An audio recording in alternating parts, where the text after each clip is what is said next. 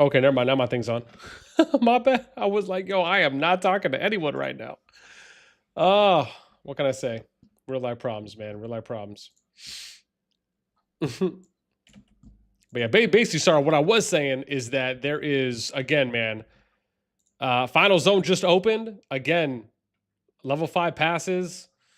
People are about to start touching as well. And I don't mean tips, I mean flags, okay? Come on, you guys are disgusting. Point is, we should be seeing some PvP happening soonish. RK and OHO just had a fight. FGPOTC had a fight. NXW had a fight with, oh gosh, who was it? I have it written down here, I think. There are 4, I think, right? Yeah, they were fighting. Oh, it wasn't 282. It was someone else up north. I think they called themselves Bake, BAKE or something like that. So yeah, we'll definitely go check that out. Everyone is getting really close to touching. So yeah, it's like I said, yeah, we will be going around and hunting those matchups. Like I said, there's a lot. I'm hoping. My hope really is that it isn't going to be incredibly disappointing. I mean, we'll see, but it's Final Zone War, so we'll, again, I expect that there's at least going to be a smidgen of PvP, and I think that's what we're hoping to see today. Zabe, damn, bro. Gotta hit me with it on the real, jeez. I mean, damn, say it with your chest. Tell me how you really feel.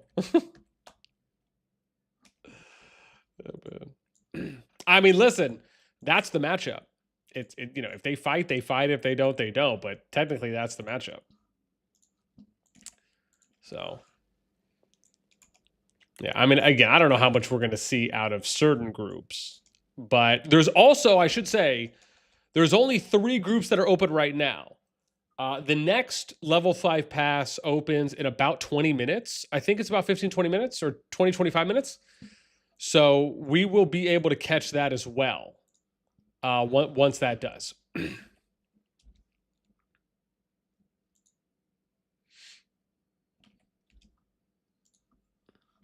Yeah, because RK is tearing this up right now, right? They were fighting OHO. FG was fighting whoever this is. Well, where is it? Yeah, they were fighting I think they were fighting MM or someone. No, POTC down here. Yeah, so they were fighting them. Everyone is still building. That's the thing. The only people who are really connected at the moment are just these two because they were right next to each other. But again, keep in mind this pass opened for the second group maybe what 10? I think it was 10. Let me see real quick. I have this on my sheet. This is the second group. Yeah. So okay. So they opened at 11:37. It's been almost 6 hours. Right. So they're 6 hours in, and they're basically crushing. And look, you hardly see any cities. It's been 6 hours since the pass opened. I mean, maybe we'll see some more. There's quite a few people on the outside of the pass, and I think they're going to go for the Spire soon. They're destroying this flag up here, but this is the one that this is the one they're moving on right now. So we can see 2 as well. I don't know if 6001, because again, their pass is open. And we'll take a look. We'll take a look there too. Nothing to watch in Gen 1. I mean, again, here we go. Look, some action. Look at that. Bam. Oh, sorry. I thought that was Final Zone action. Damn. Even how it doesn't know it's someone. Yeah, man. Like I said, everyone's getting close. Look, dude, they're about to start this. There we go. Look, we can get some Shadow Citadel teasers real quick. Before we go around and look. Look, throwing up the #1 trophy. Yeah. But my expectation, and we'll go over the matchups too as well. Part of me feels like there's a chance it might be a little bit more disappointing. But like I said, we'll look at the matchups in a moment, and we'll see what it is now and how it was going in, because obviously Zone 3 has changed up what some of those matchups are. Oh, wow. I thought they had to go kill all the troops on the outside. Maybe they already finished that. I'm tripping.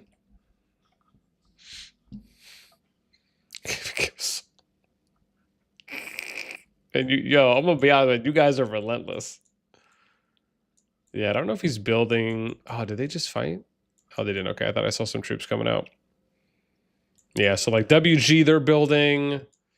They're closest right now to drag, which is RFF. I think they're building down right now to get to theirs, to that matchup. Because I think for, where am I at, 6001? Yeah, the matchup here is, well, for Final Zone at the moment, it's NF57, RFF, WGL, and they're going up against HOUW and Cent. AVIC, VP22, and 14BS got pushed out of Zone 3, so we'll see if they're able to work their way back in. But this is who it is, right? So you have, oh, my bad. Hold on, where are we going? Boom. So HOUW is technically going up against them, and then you have Cent over here. Nobody's really building right now. And then WGL, like I said, we might actually see more matchup action in one of the other KvK groups compared to this one. I think they're still working down the Citadel. Yeah, they are. So I think once this gets down, we'll have a little bit more. 3 C tiers, you guys. Oh, you guys are messed up, man. Absolutely messed up. Oh my gosh. Farad, man, thank you for the sub. Appreciate you. Means a lot, man. Welcome to the NASTi fam. Everyone's nasty. The nastiest.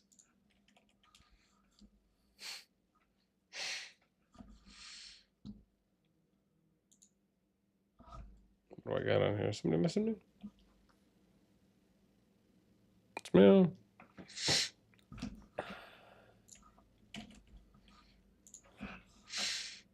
Yeah, I mean, again, I'm not expecting, I'll say this, I'm not expecting too much PvP right now from the 6001 group, just because I think that group was probably the most one-sided. I think if anything, was more likely we'll get more action from the other groups than from this particular group.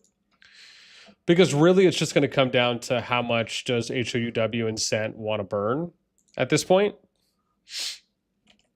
And honestly, I didn't even get a chance. We watched a little bit of Zone 3, but I didn't really get a chance to watch as much Zone 3 action for this group particularly.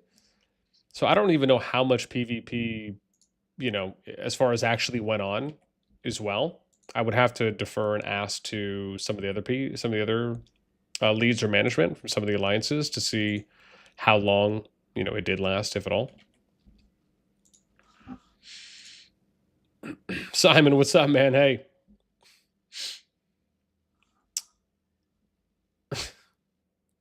Zabe says this KvK was sold before it even started. I mean, listen, that's what a lot of people were saying. At least for this group. Because of the way that they did the matchmaking. And also, at the same time, man, it's like, to me, the most disappointing thing really is that they didn't skip. I mean, let's be real. Every kingdom in this KvK could have skipped to join Gen 2. You know, and they could have been a part of the biggest KvK group pool in history. They could have had way more balanced, way more fair matchups than what they got here. It's just an absolute fact.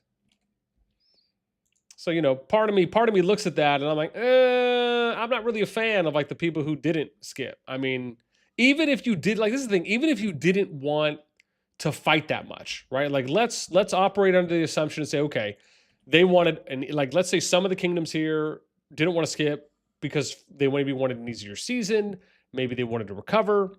The fact is that if you did skip and you joined the largest pool, you would have more balanced matchups. You'd have more kingdoms that are closer in power, not only to you, with also with spending caps and spending capabilities or spending trends. You'd have more kingdoms that get matched up, not only based on top 300 power, total power, spending capability, T5.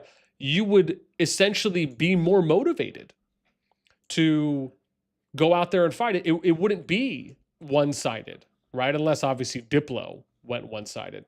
And so to say all of that, yeah, it obviously would have been, like I said, I think it's an absolute unfortunate, almost a travesty, if you will, that we didn't see everyone in Gen 1 skip to Gen 2. I mean, I'm sure eventually we'll, you know, I'm sure the Gen 2 pool, right? Because the fact is that the Gen 2 pool is the biggest. No, it doesn't make any sense for anyone in Gen 2 to leave Gen 2. What makes more sense is people trying to get into Gen 2 now. And like a good example, I was talking to some people that were around BTX, I think. And they were saying that BTX's plan right now is to skip to get to Gen 2. Because again, why would you go anywhere else? The whole idea is to keep joining wherever the biggest pool is, so that way you get a chance to get better matchups, more fair, more balanced matchups. That way it doesn't matter if you want an amazing fight or if you want an easier fight, because it's less likely you'll get bullied. It's less likely you'll have massive power disadvantages. And who doesn't want that? So I hope that's the case. Because like I said, man, that's what we've been hearing.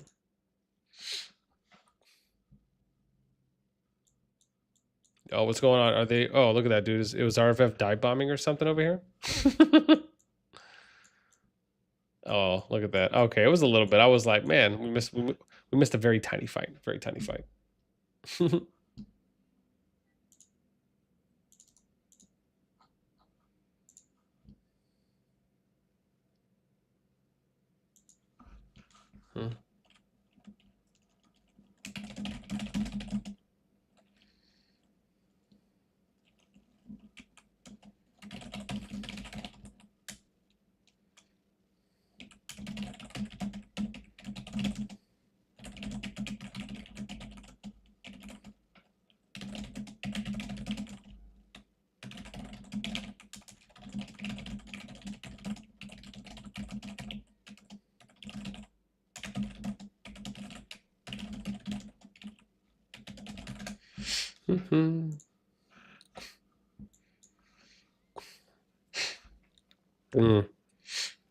Yeah.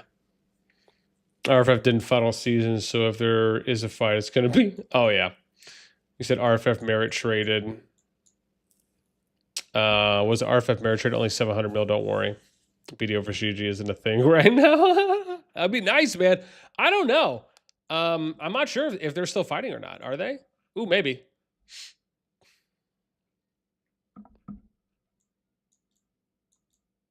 Oh, they're not. How much have they pushed? Oh, wow. Look at that, dude. They were able to get all this territory. Wow.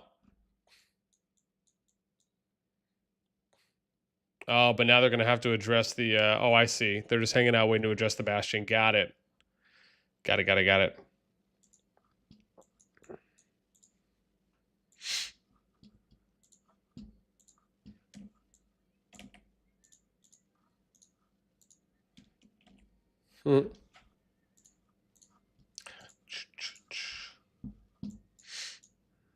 Let's see. Are they doing any fighting yet? No, looks like they're still... I mean, like I said, man, everyone's getting close.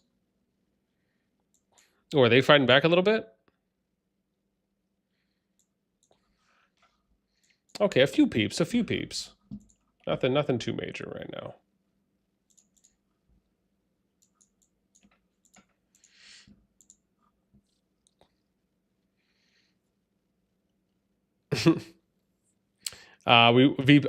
You will for now. Oh, so VP is going to end up skipping to go to G2 next season, if that's what you mean.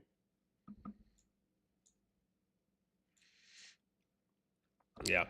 Lure says, by the way, RFF isn't going to 1v1. Who? Don't know who told you that, but it's wrong. Who got attacked earlier by NFRFF? Oh, yeah. So with the title stuff, really, it's just two alliances that are within each team that could see each other in action. That's really all that is. It doesn't necessarily mean that they're going to 1v1. Just like what we were doing earlier when we were watching other matchups. For this one, because we don't really know who is going to be fighting yet, we just opted to pick two alliances that are one from each team that are going to be fighting against each other. Well, I should say that may fight against each other. Also, the other benefit of, I don't know if I'd say benefit, but the other reason for that as well is it also helps get some exposure out there and give some shout outs to people who are looking to get a little bit more kind of name recognition. It's like one thing to, it's like, I mean, don't get me wrong. I could have just removed all the matchup stuff and just had the basic, but for me, I like being able to include some names so that way people can also get more familiar with names. So it's kind of like a double benefit. It tells you like what some of the matchups could be, and then on top of that, helps get a little bit of exposure and shout out to them too as well. So it doesn't necessarily mean we'll always do it, but given that the passes are open now, and again, they could fight, that's really all that was.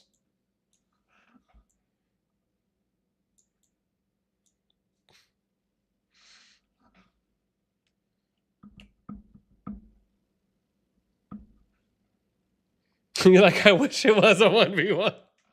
Yeah. I mean, you said it, man. You said it.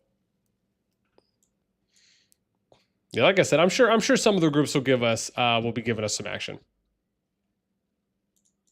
Yeah, even if not all of them are. Yeah.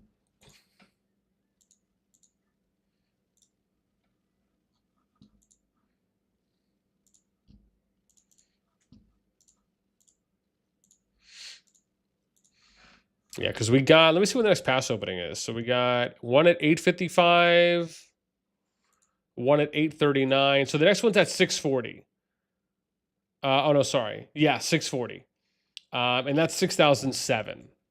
Again, most likely it's going to be the first five. I think like the first five or so groups are probably going to have, the most likely that we'll end up seeing some action out of them. At least that's my hope.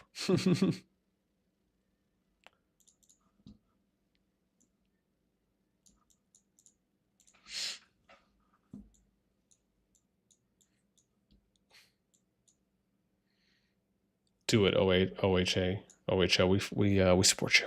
You can do it. We believe in you. Okay, maybe they're getting a few more people out now to try and defend. A little bit of a hey, mom, I'm on TV moment.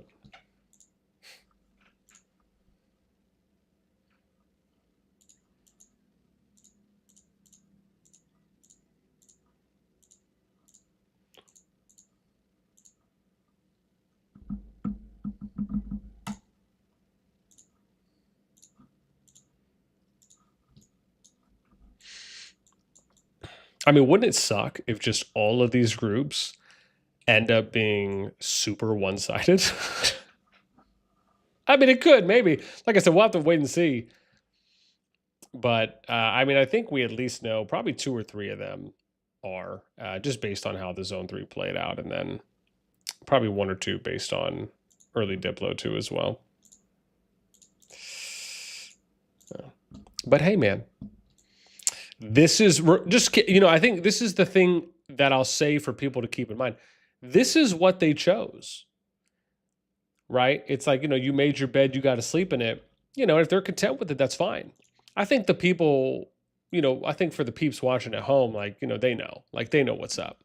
And just in the sense of that, these KvKs could have been, a lot better. And like I said, we still got 3 more passes that are going to open up tonight. We still got to wait for flags to touch. Maybe we still will get some really good action.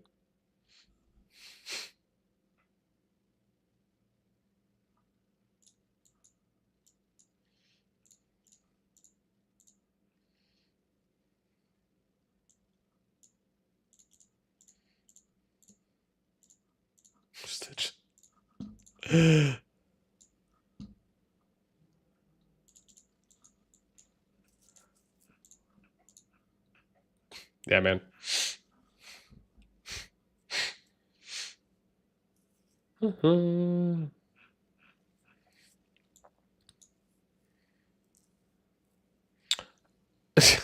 Yeah, just don't miss any of Echo openings, man. Oh yeah, no, absolutely, man. I mean, yeah. Again, the challenge there is we're not going to see any action from G2 until we get to level 4 passes at this point. So, we're going to have to wait. Yeah, we're going to have to wait until we see, just until we see how things look there. But I think if there's any indicator, G2 has already been great with so much action that we got when level 2 passes opened for zone 2. It was fantastic. I don't think anyone would disagree there. I think the challenge is that even though the opening was great, the duration, the length of PvP, I was expecting for it to be a little bit more. But again, it's, even though I was hoping for it to be, I still think the challenge overall is that, you know, you have to.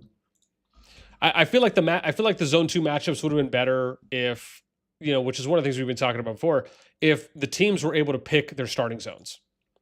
So, for example, if you were able to do your team up phase, right, and then after your team up phase, each kingdom within each team, one by one, was able to go ahead and pick their starting zone. So, like an example could be like, you know, you're given 24 hours, and if you got 6 kingdoms, you just, you know, whatever that is. What is that? 4? Each kingdom gets 4 hours to pick.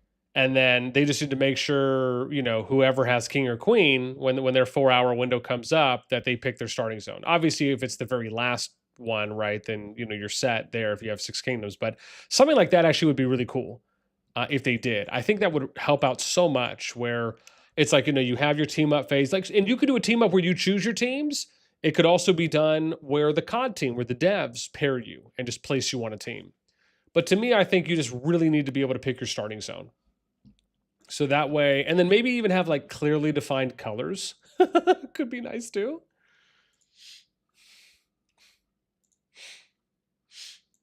But yeah, something like that. I think that to me feels like it's the next.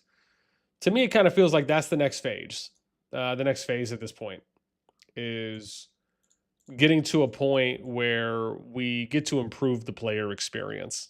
And that way it doesn't feel like hands are tied behind people's backs when it comes to starting zone placement. Because we've already seen this over a number of KvKs now, where it's, to a degree, it is negatively impacting matchups that we could see.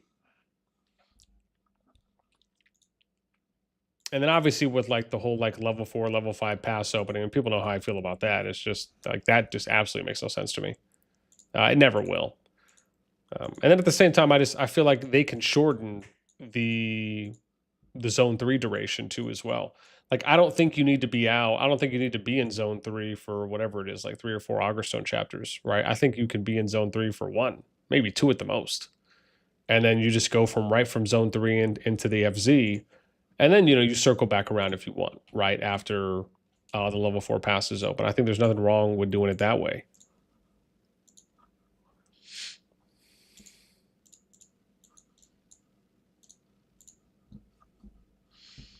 Yeah, just kind of suckaronis.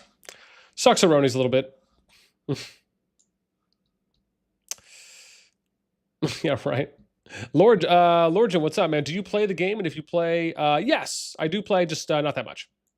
As far as on a active and main account. And yeah, no, it's no worries, man. I talk about that often. I think my main is still in 65. Well, I'm more like a semi-main.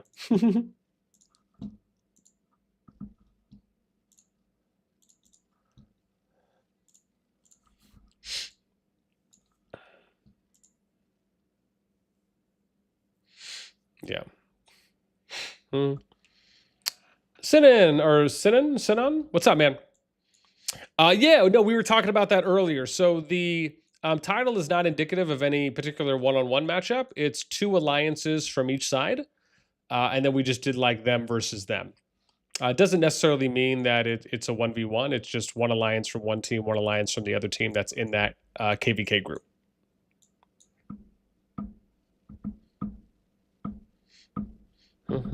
Yeah, hopefully that answers your thing too, Ducky.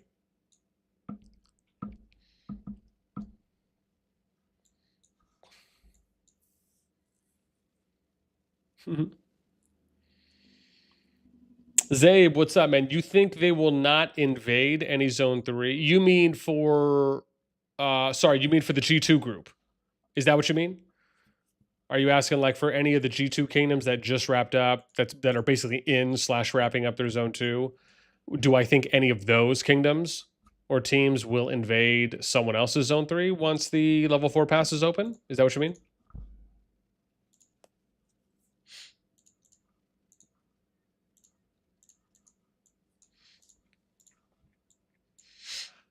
Man, I'm actually happy that OHO came back, man, and they're like fighting RK a little bit now. We'll go. I'm about to go. I'm about to start hunting for other matchups on my scout here in a sec too.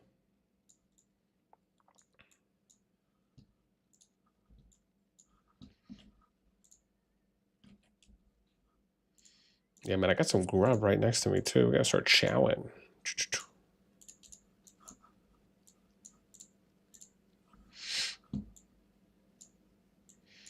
Damn, if they keep this up, man, they might push RK off this flag. Because I think RK still has a little bit farther of a walk for them. Before they get to the choke up there. I think it's the bridge, maybe. Let's take a look again.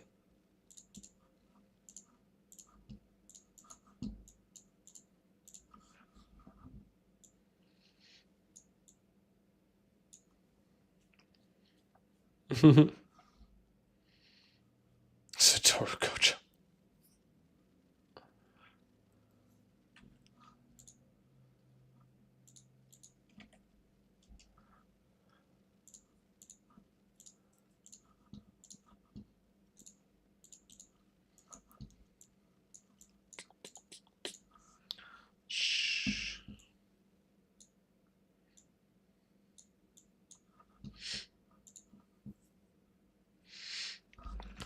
Yeah, man. Lord Jin, thanks for subbing.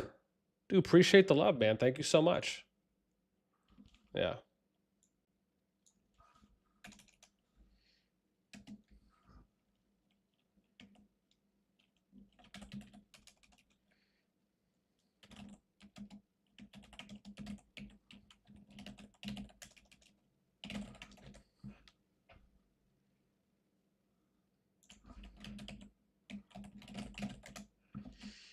Okay, good. I was like, man, I gotta make sure I spell that right.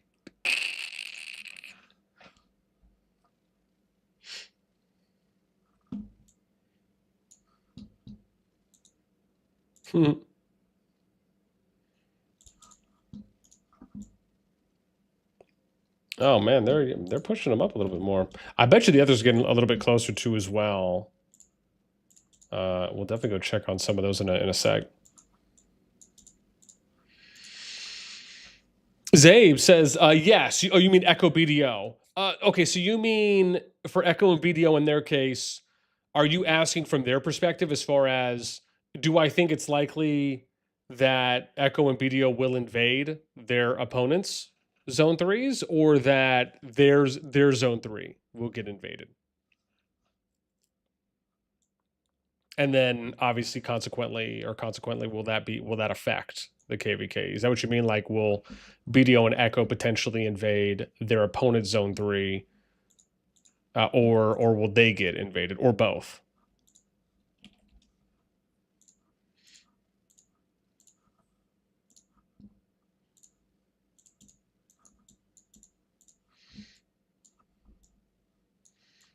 Dude, they're trying, man. They're trying with their handful of guys. They're trying. They're like, we can do it. We just have to go a little bit harder.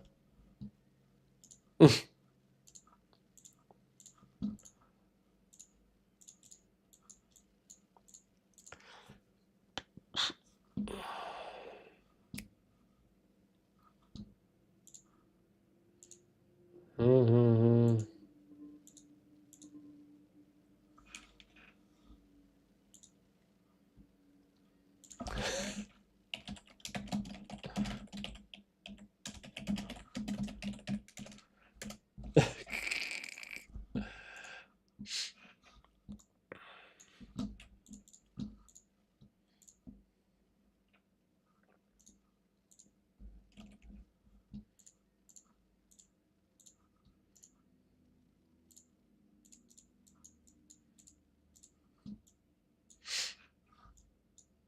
Dude, are they going to do it?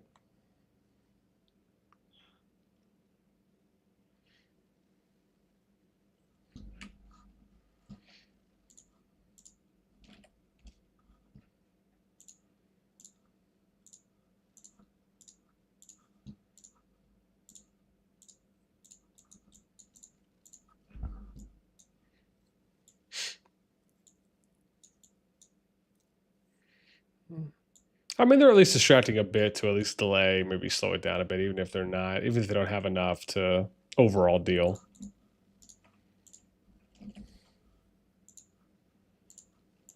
Interesting.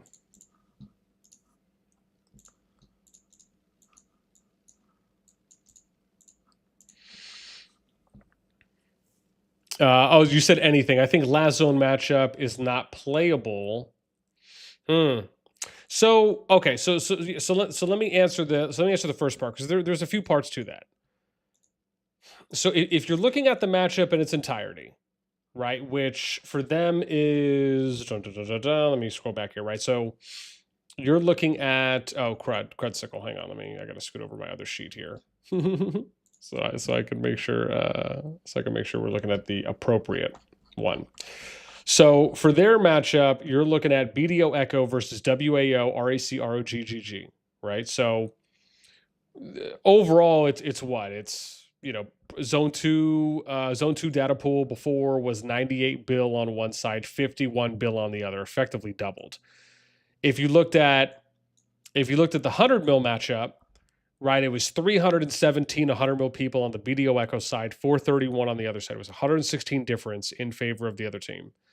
There was a 509 differential between the 60 mil plus players. So BDO and Echo had 390. The other team had basically 900. It was 899, right? So more than double, right? About 2.5, 2 and a third. However, that's only once you get to the FZ, right? So again, very clear there. The challenge is that when you have a bunch of strong alliances in a KvK, which this one, their KvK group 6009, which is, 7 more than this one, right? We're in SOS4 6002. There's a 6009. The challenge becomes that when you look at ISO matchups or isolated matchups that are more of like the 1v1s that we're basically seeing in Zone 2, a great example, look what BDO did in their matchup against RAC, right? They were pretty much winning, and they pushed them back to the double bridge that was about 2/3 of the way northeast up that Zone 2. They then said, okay, well, at least it looks like, right? It looked like they said, okay, RAC isn't fighting us anymore. We're not getting any action here. Okay, now we're going to go over to the GG Zone 2 and start fighting in there. Why? Well, because Echo and BDO's stance that they stated, and we talked a little bit about this yesterday, was that they wanted to get the most amount of PvP possible in the KvK. That was like their number one overwhelming shtick, if you will. And they had publicly stated that. So what have they done so far? Well, I feel like they've pretty much have followed through on that. And so because of that, do I think that there's a likely chance that they will continue that into Zone 3? I think it is likely that they will invade Zone 3s if they get the opportunity to.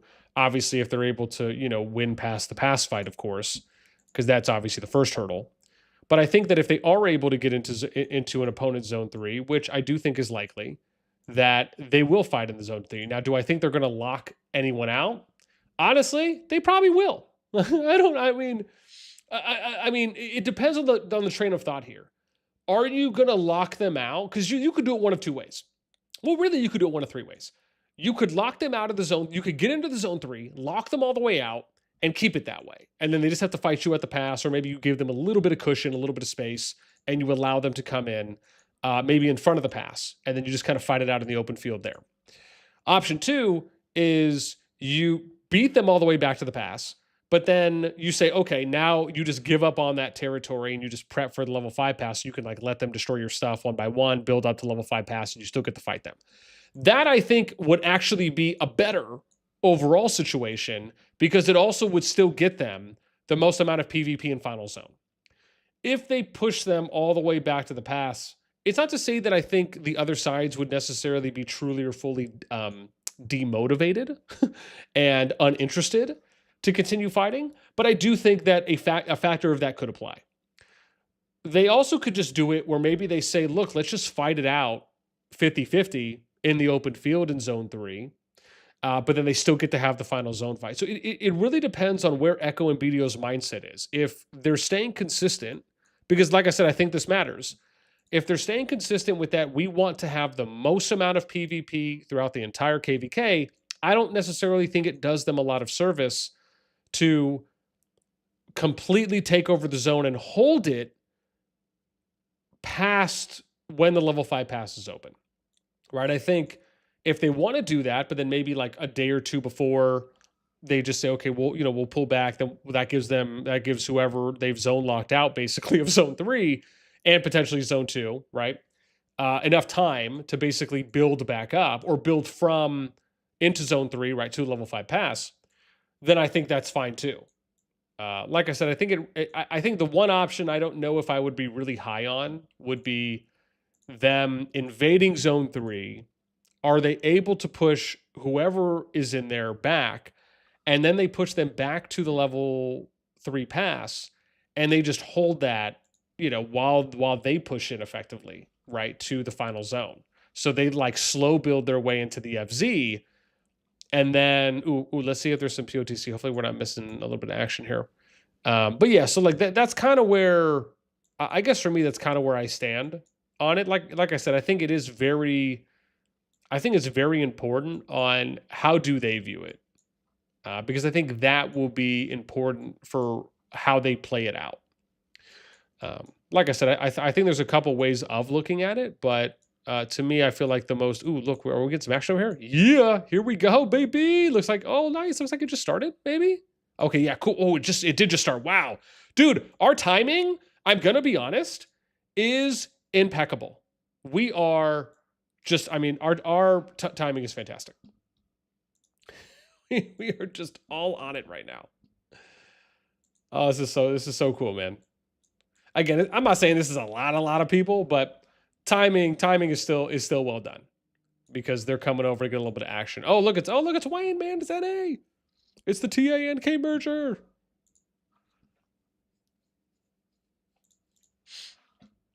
Yeah. So excited. 894.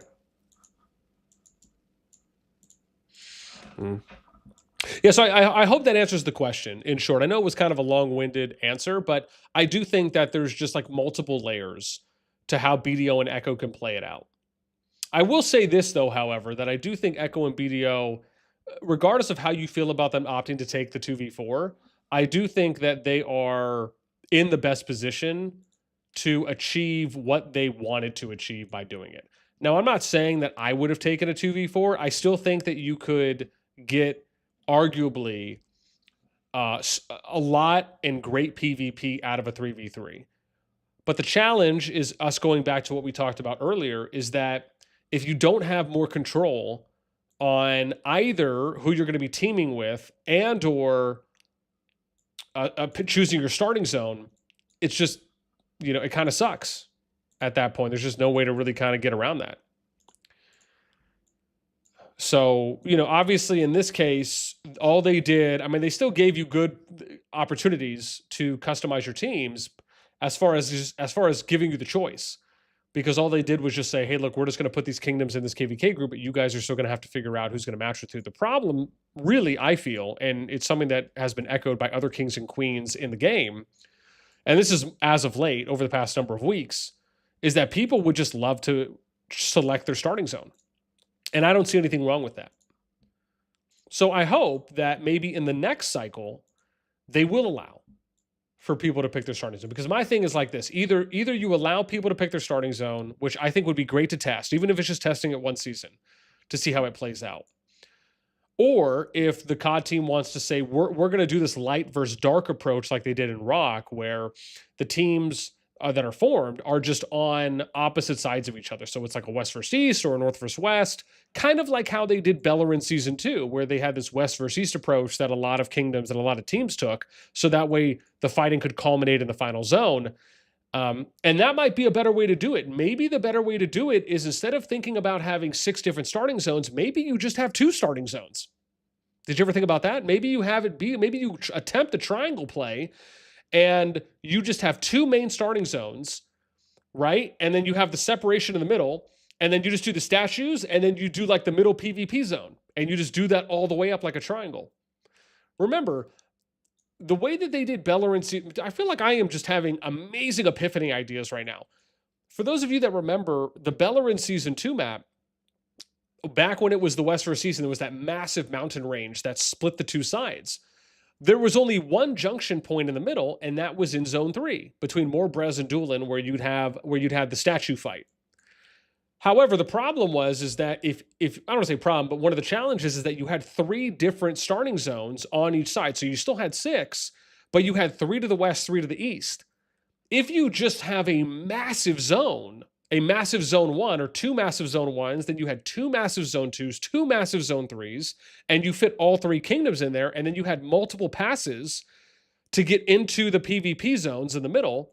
And then you also had at least 3 passes on each side, right? Or a pass per kingdom, you could say, to get into the statue. Now you're solving a lot of problems, right? Because that was like the one downside in the Beleren Season 2 map, was that you didn't really get the PvP until the final zone, sadly. And if you did opt for the kingdoms to be in the same side on the west or east, then your fighting would culminate in Zone 3 pretty much, right? And the KvK was done. But yeah, I was just thinking about that now. Like, that's actually one way to fix it. Is like, if you guys remember the way they did Morbrez and Doolin, where it was just a massive Zone 3 that you would meet in, the way to solve that is just make Zone 1 and Zone 2 massive, just make them massive wide zones. And then you just do like a big PvP area, and then you do a statue area for each zone. Yeah. I should draw this on a map so I could show you guys, because I'm going to be honest, I feel like they should pay me to come up with KvK maps. Like, I feel like we're on a winning approach right now. Yeah.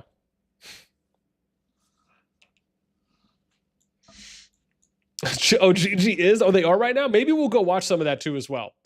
If they still have some action that's going on. You said they're fighting for their lives right now. Man, I thought they were doing okay yesterday, though. Like, yesterday and the day before, I thought they were doing all right. Like, they were fighting. I mean, obviously, BDO's making up some ground. It's funny because when you look at the 2 zones, I think Echo really only has an opportunity for 1 when they were fighting against WAO. But what's funny with the BDO situation is it's like, okay, BDO's fighting RAC. It looked like maybe RAC wasn't giving them a lot of action or continued fighting. And then BDO opts, okay, let's go over to the GG Zone 2. And then RAC starts building out. now they're taking over BDO territory. So I wonder if, I mean, again, BDO's kind of the winner in that sense. If they want to get as much PvP as possible, they're getting it, because now they have the opportunity to go back and fight against RAC if they want to, which is kind of funny. But I mean, you know, they're getting it. So yeah, I thought that was a little funny.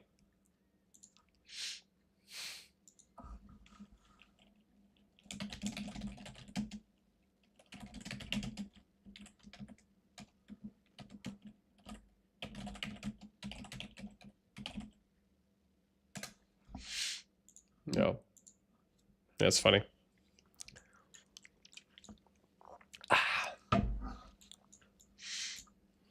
Oh, looks like they're going to push out to defend the bridge now. Okay. I mean, they're getting close. Look at this. Like, it's going to start going. I mean, it kind of is. It's like building up right now.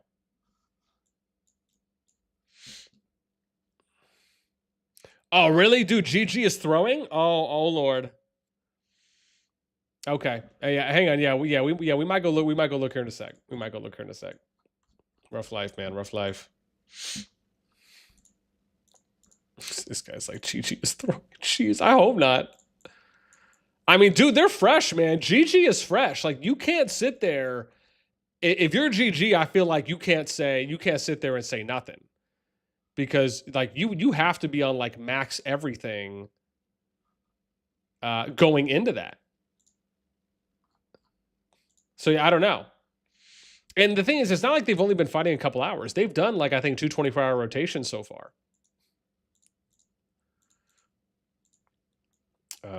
Yeah, so that's slightly interesting. I mean, like I said, we did look earlier, and BDO was able to take some. Let me see real quick what else, if there's anything here in 2. I just want to see where everyone's building real quick. Ooh. Oh, okay, never mind. I was like, man, did they send some people to go fight or something? Oh, is OHO pushing them back? Oh, look at that, man. Oh, they're pushing them back. Go, OHO, go. Don't let them go into your territory and lose within the first 12 hours. You can do it. We believe in you.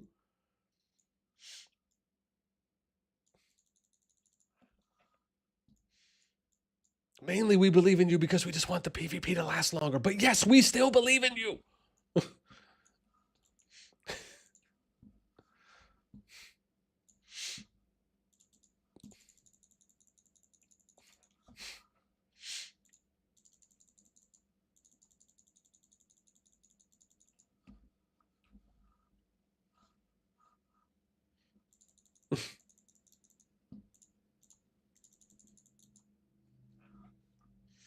Yeah, man, let me get some grub here.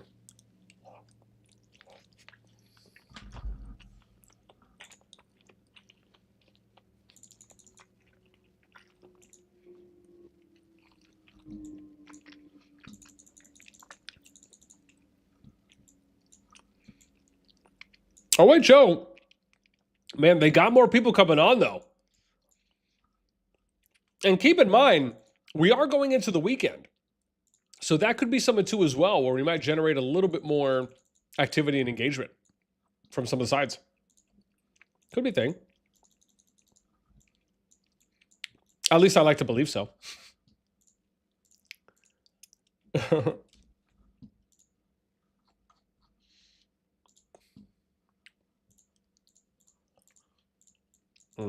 Oops. What's that?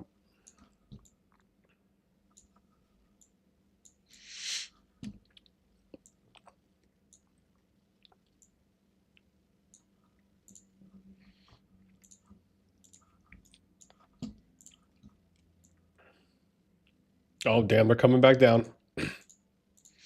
It's time to pray.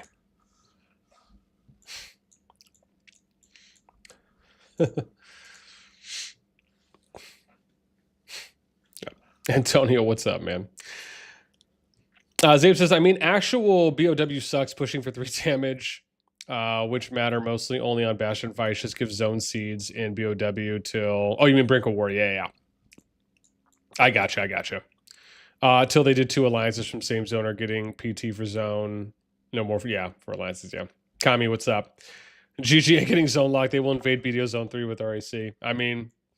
To be fair, yeah, I mean, that obviously very well could happen because they'll be pushing them from both sides. So actually, that will be exciting. That's a good point, Kami. Good point. Absolutely. Yeah. And again, that in and of itself, in that 2v1, will be exciting because then it kind of is up to... Well, it also depends, right? Because... BDO may have to be a little well, and keep in mind, even if they 2v1, Echo could still fight GG from the back, right? So Echo could invade GG zone 3, while even if BDO is holding the 2v1 against RAC and GG. So, which at the same time, WAL would be invading Echo zone 3, right? If they opt that. So really you're talking about a 3v2, but it very well could turn into a 2v2 or a 1v1 and then a 2v1. So, I mean, they have options. BDO and Echo have options on how they can play this out. Right? Because if you think about it, what they could do technically is they could also opt just to double push at GG.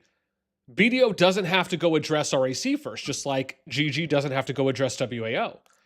If they really wanted to speed run it, I would argue one tactic or one strategy would be BDO and Echo sandwich GG, push them back maybe to the pass or push them back until they're not fighting that much anymore, and then they can go address the other side, right? Because then it's a 1v1, right? They do the quick 2v1 against GG, and then they turn it into 1v1s on their own fights.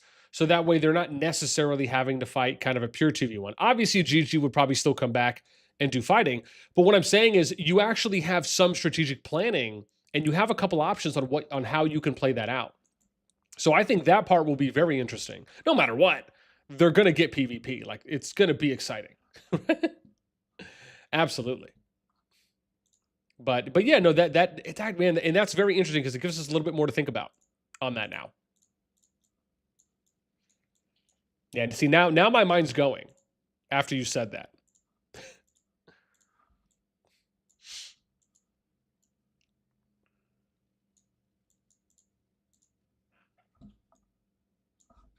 Ooh, they're getting this rally down. Jeez. Damn, bro, they're already around the city? Oh my god.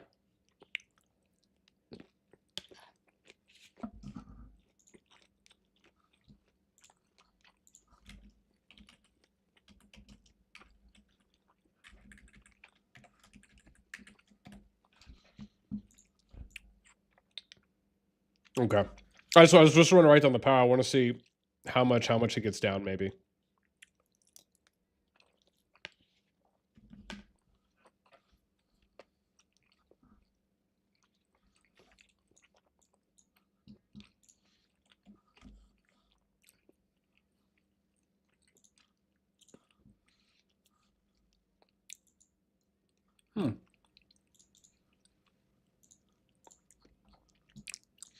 Damn, they're going in, man. Well, now RK back again.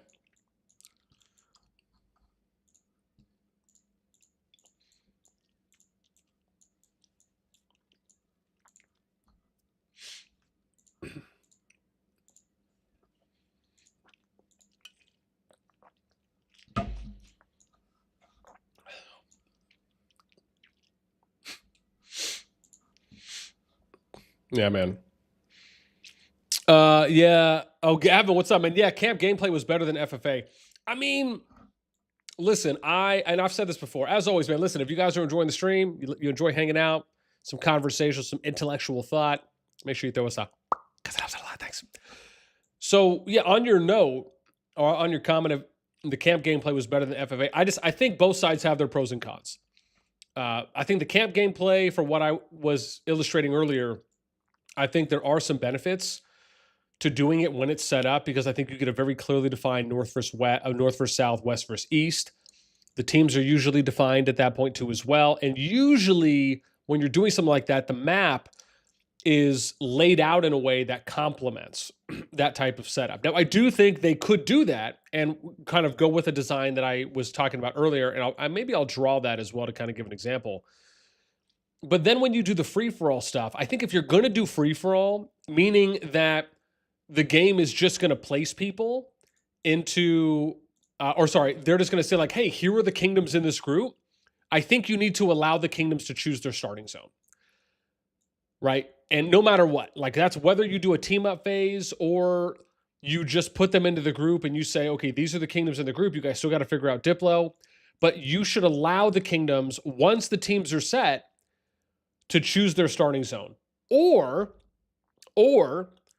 you don't allow them to choose any teams, but then each kingdom, maybe based on top 300 power or their kingdom power, they get to pick one by one. Now, personally, I think it would be better if they did it in teams. And I say that because you could get into a situation where the top two kingdoms ally with each other. And if they're the top two strongest, they get to pick first and second. So in kind of a way to maybe alleviate that as a countermeasure, you make it so that you'd still have to form teams, right? But like I said, as long as you allow the kingdoms to choose their team, and then once the team up phase is done, one kingdom from each team gets to take a turn. And let's say, like I said again, you have 6 kingdoms in a KvK. Each kingdom gets a 4-hour window to choose their starting zone, right? So you would get a 24-hour day. You get 1 day worth for everyone to choose their starting zone, and you'll know in advance what your window is going to be. And so that way, the kings and queens can plan appropriately. If they need to give someone a king or queen, so that way they can choose the starting zone. And if they don't choose the starting zone, then they get a random zone selection by the time it ends. If they don't, like, again, there's ways to kind of get around that. But I think that would be great if they did something like that.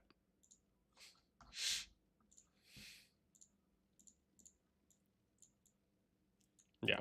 I mean, like I said, either way, right?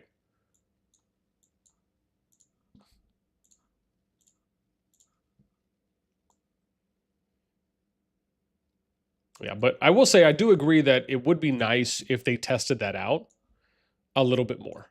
If they were willing. Okay, yo, maybe the OHO side is coming in, man. Look, we got some more pieces. Ooh, hang on. This person got rallied, right?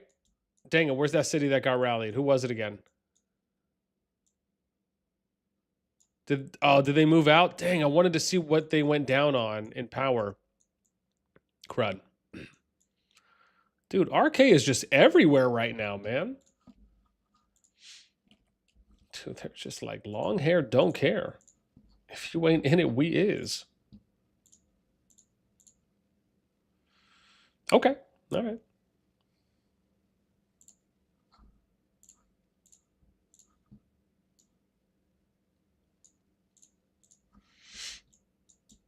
Damn, bro. They invading everything.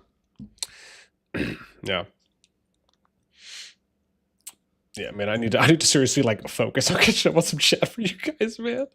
No, I love the activity, man. You guys are going wild. In a great way. I'm just still trying to finish all my promo stuff while I'm going back and forth. Yeah, I should finish here in a sec. 6. Okay, I think that's it. Yeah, because you guys got some good stuff going on. Like I wanna get in that. Come on, Mowgli. Come on, Baloo. You could do it. I'm killing myself here. Dude, they just don't care, man. They're like, yo, winner, chicken dinner, man.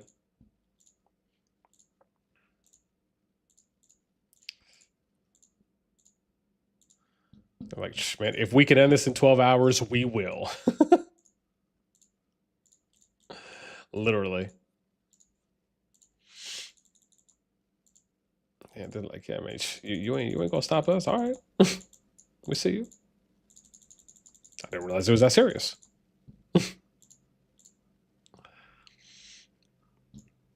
Okay. Yeah, they got some more peeps coming. The bear's like, all right, come back this way.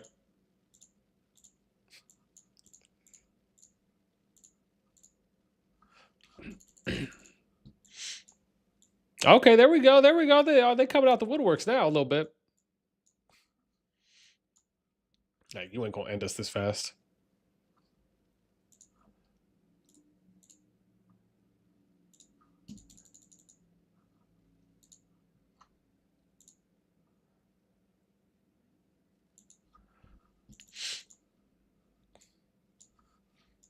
Yeah, that's what I like to see, man.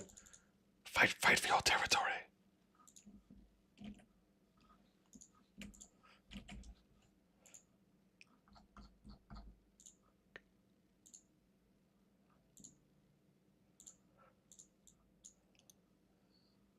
For 5, okay. Yeah, let me do one more.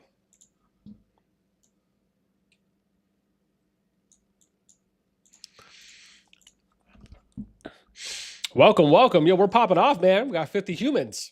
50 humans. Or homunculi, you know, if you want to make an anime reference. Shout out to my FMA fam.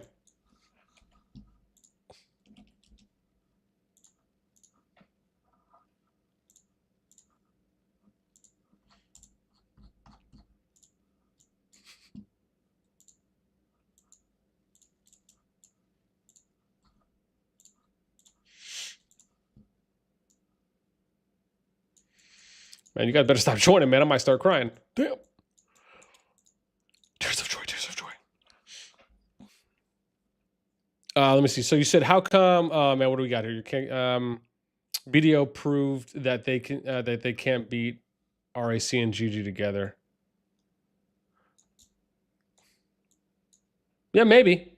I think the challenge there is that we didn't really get an opportunity to see, and keep in mind, I watched a lot, but I didn't see if BDO was fighting against both of them at the same time. Maybe they were. If they did, I just didn't see that part.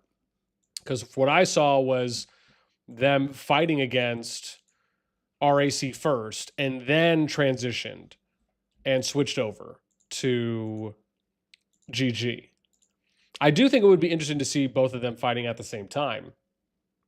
But I would probably argue that I think that's probably the case. I mean, I do think it would probably be a little bit too much. I mean, I think that's a lot to ask. Oh, look at that, dude. OHO pushed him off. Damn. and DTF.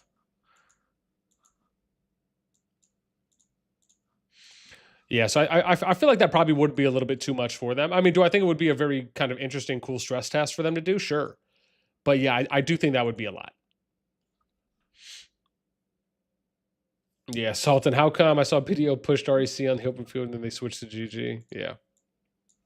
I mean, I think it also just depends on like is GG and REC going to fight BDO at full strength like they would in a situation like that? Because if they do, then yeah, then I think at that point it's getting a little bit more interesting.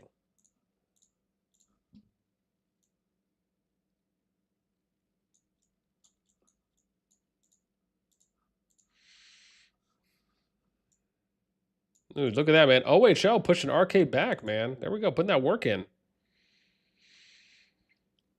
Zam says camp, but every next season you have to change 50% of the camp. Okay, maybe, yeah. Sultan's like, oh yeah, that's what you said. GG is throwing. Go watch that. I have to go look, man. Like I said, what I was saying earlier about their situation is I know BDO was able to push and get a couple flags in, and I know they killed off the Alliance fort as well that GG had.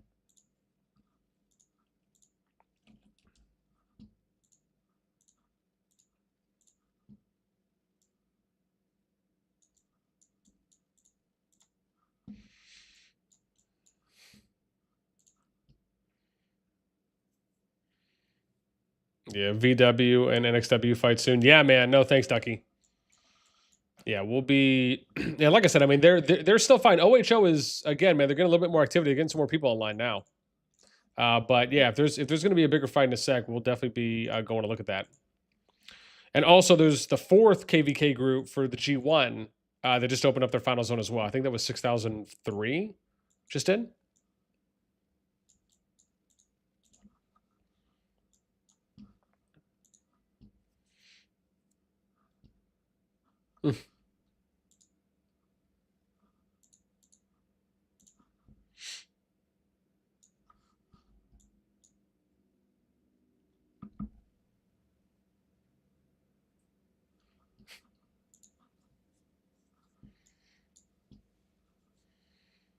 Oh, you said VW, NXW are fighting now. Okay.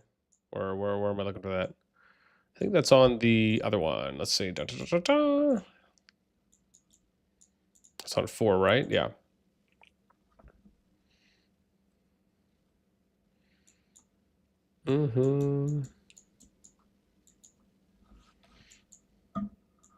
Oh, damn. Oh, they must have just got done again the action in. Yeah, I was probably a little bit late. I'm sure they'll be going again. Let me see where they're at. Oh damn, yeah, okay, man. Oh man, they did, looks like they just had a nice fight. Oh damn, like it just ended too. Wow. Rough life. Rough life. It's okay. I'm sure we'll get another one. Yeah, we'll get another one shortly. Like I said, I mean, they're all about to be touching. I'm sure we're gonna get some more action. Oh, let me see where they're at. Okay, so no building there. Maybe it's just going to be those guys fighting then for the most part. Maybe until RNW gets a little bit closer. Because their Spire... How much longer they got on that? Okay, what is that? 29 minutes? That hasn't been capped yet. That's been capped. I don't think anyone's building over here. Yeah, no, it doesn't look like it. 282 VK. I mean, yeah, look, man, they got a squad, but they're trying to get their Spire down right now. Let me see. I want. Ooh, this is the HOUW. Maybe they push them, huh? Okay, here we go, man. A little NF, a little HOU NF action. Look at that. Decent timing. Decent timing.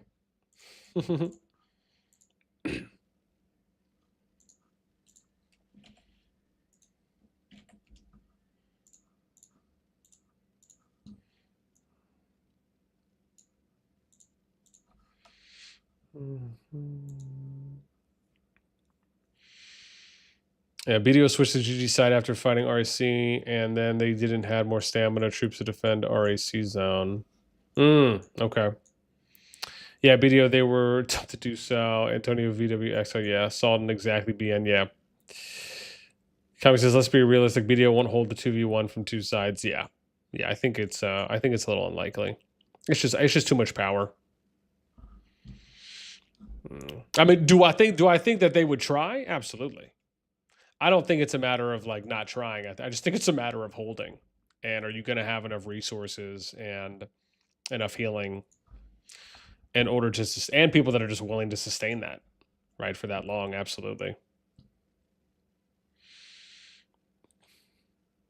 Tucky said too late. We just wiped him. Yeah.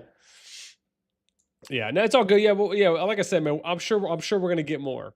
I again, if they fought, I think that was their biggest one. I'm sure we'll get some more. I have no doubt in my mind. We're gonna keep getting some good action. And again, man, that's what I'm here for. Now I'm finally done, so I can focus on chat now too as well. If anyone pings me.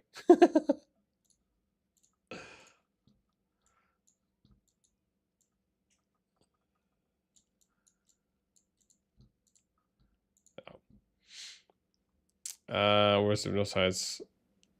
Yeah, no one can hold two sides, but if GG locked, it's done. Yeah, I think that's probably a good point, man. I feel like if GG gets locked, I guess it depends. I mean, I feel like if they get locked out of zone 2, it's not really zone 2 to be honest. It's zone 3 because everyone gets a free zone 3. So it's again, I don't think it will matter too much for zone 2 because really the only thing that's going to matter for zone 2 is if they're still fighting by the time zone 3 opens, and then maybe they don't get enough time to recover by the time level 4 passes open. But I think more than likely I think everyone will probably time out their recovery and most likely recognize that arguably the main fight, even though it kind of sucks to say, could very well just end up being zone 3. So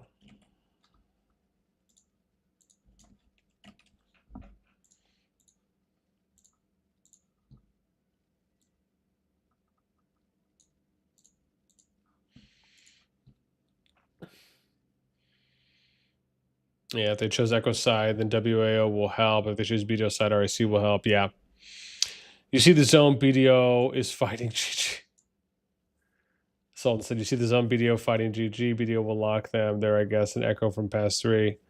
Kami Echo is possible to hold in a defense spot, but BDO just isn't. Yeah.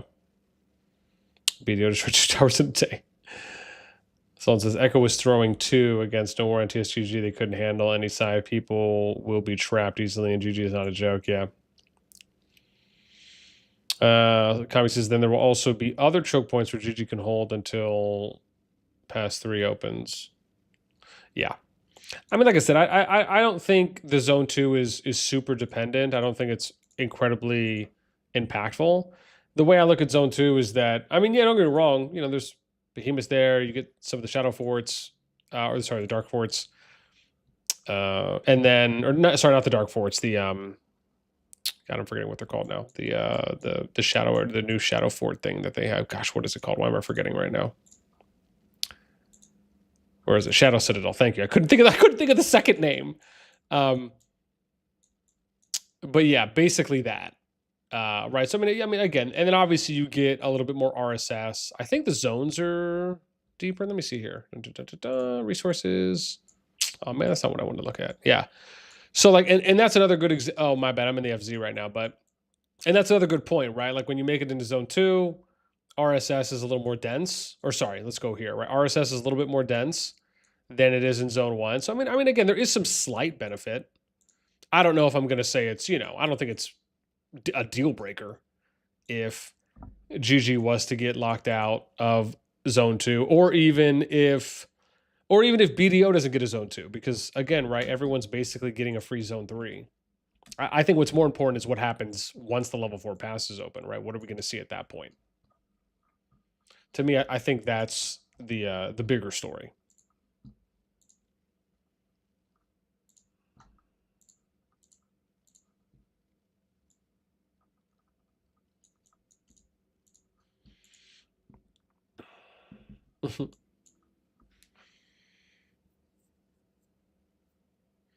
Yeah, Gavin says RS3 in this season have such lopsided teams because the Diplo isn't to make good fights really. Yeah, absolutely.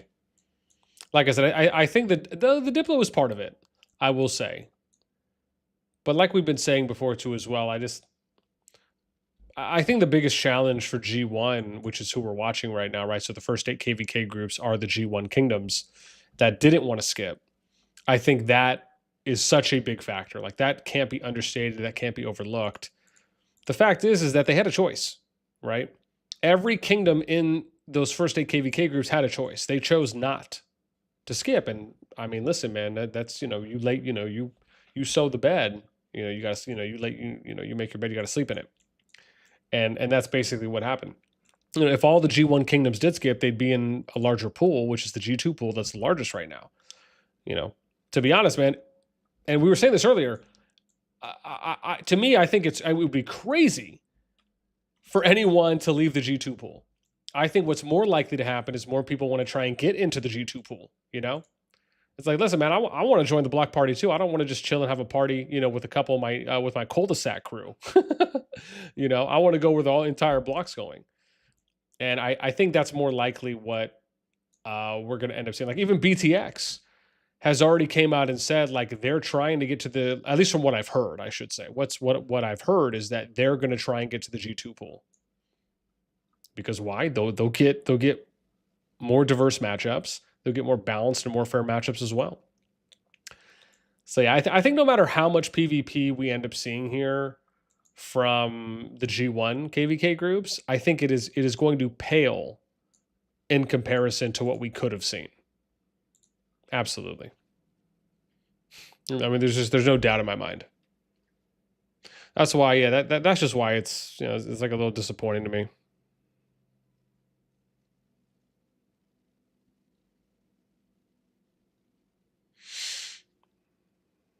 Yeah.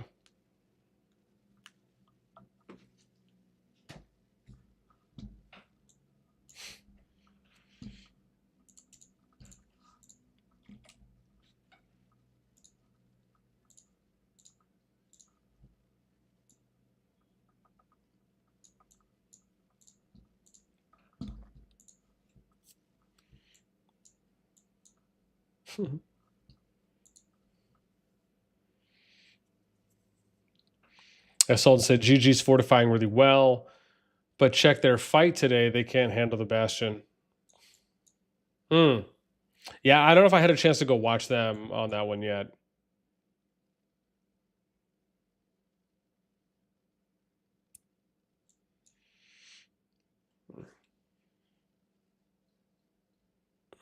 Someone says, don't forget they don't have spenders like Echo and BDO. They will easily outheal GG. I think that's a good point. I mean, I think if you look at the density of the number of 100 mil plus players, Echo and BDO, I believe, and let me double check what my numbers are here for their group, and I can tell you. So BDO and Echo, so BDO had 155 before Zone 2 opened. BDO, I think, was at 162. No, sorry. BDO was at 155. Echo was at 162. So by far, they had the most 100 mil plus players. They were the top two. The next closest to them was RAC. RAC had 134 before Zone 2 opened. GG had second least. They had 99. And then ROG had 96, 3 less. So they had the least.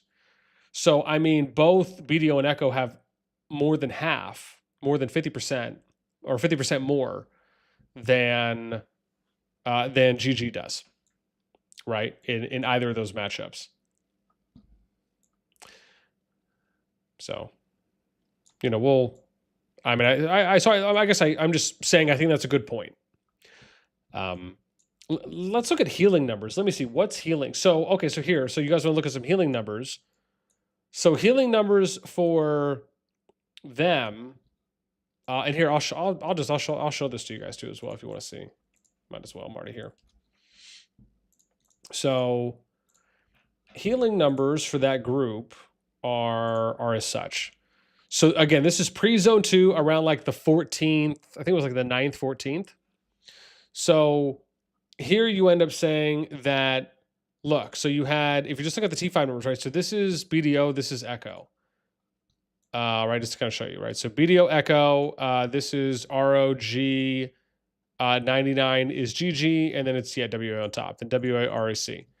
So GG 99, 155, BDO 162, Echo. Even again, GG does actually have more 60 mil plus players than Echo does. But again, I would imagine because most of their players are 100 mil. Even if you look at the heals, right? And actually, I didn't even need to do that. We can show the whole thing here. But if you look at this, right, you could see BDO 56, almost 57 mil, almost 58 for Echo billion, excuse me, for the amount of healing. This is what they did last season, right? This is what the numbers look like coming out of KvK last season. How much did they heal? Right? GG did about 10 billion less, 9 to 10 billion less than they did. If you look at RAC, right, it's about 5 to 6 billion less. The only kingdom that healed more, that had the most healing, was WAO, right? They were almost at 60 billion healing. Right, so yeah, just to kind of show you some numero unos there. Oops, hang on. There we go, skadoosh. Let's skadoosh back to some of the action. Some of the acciones. Yeah, always nice to look at some numbers.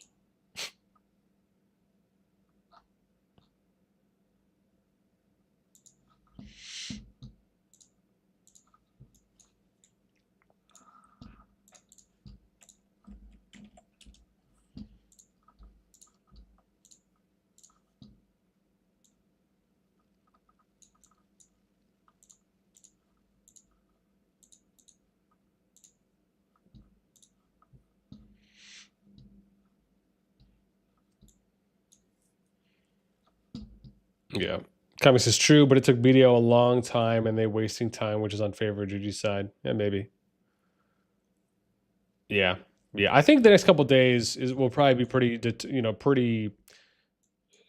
just like I said, man, I would have loved to seen the PvP play out with like no bastions. That would have been dope to me. Yeah. I mean, again, man, not everybody can be 60-14.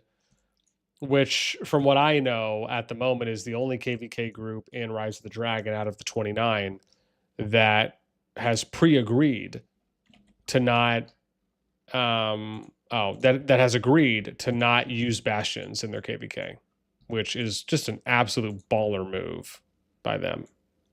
I mean, there's mad respect for that. But again, not everyone's doing that. It would be nice. It would be nice if we saw it a little bit more, but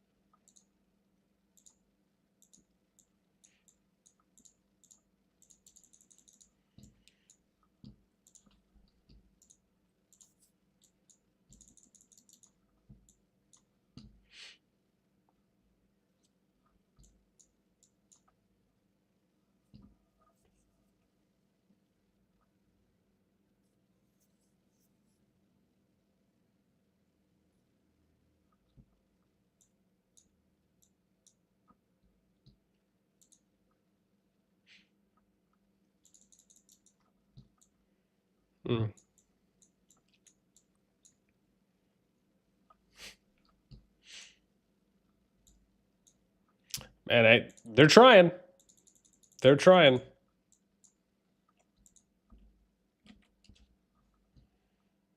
Okay, let's do that.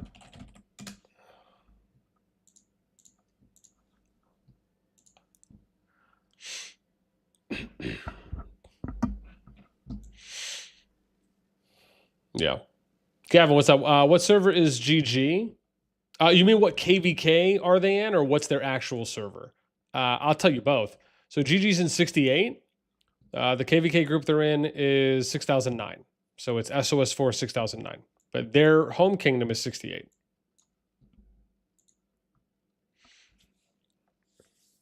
Yeah. As always, man, if you guys are enjoying, help us out. Make sure to throw us a... It helps get this out to that. Thank you. Too late. I know, right?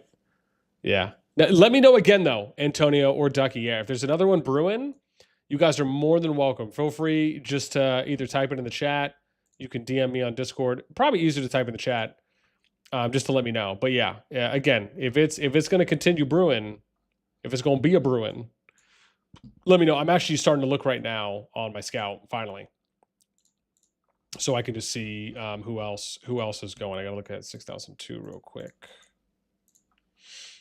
Yeah, see if they got anything. But yeah, anytime, man, if sides are getting ready, feel free to let us know, man. More eyes are better than one. Absolutely. Ooh. Oh, never mind. Dang it, man. I thought FG was fighting. I was like, yo, FG's going in right now. They're just going in on the Shadow Citadel. Because I couldn't see all the Darklings when I looked over. And I was like, oh my God, dude, they are beating some arse. And then it's like, all right, man, now it's just a little PvE. I was like, damn. Got me hyped for no reason. I'm about to get a little excited. Yeah. Damn, dude. RK is still back. They're back on that flag now for them. Oh, that's rough stuff, dude. Rough stuff.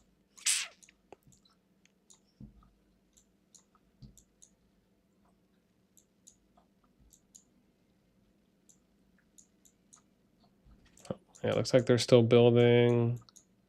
Yeah, I'm looking around 6002 real quick to kind of see what's popping off here. Oh, dude, they're getting closer, man. So we might get a banger fight here. It could be between NA, and wait, who was it? And MN. They're about, I think they're honestly probably 2 flags away from each other, like 1 flag each. I need to write that down. That could be exciting. So where is that? 6002, and we'll do MN versus NA. Cool. Ooh, let me do this. I'll just do northeast, so I don't forget what direction they're in. Yeah. Yeah, that actually looks like that could be pretty exciting. And then it's...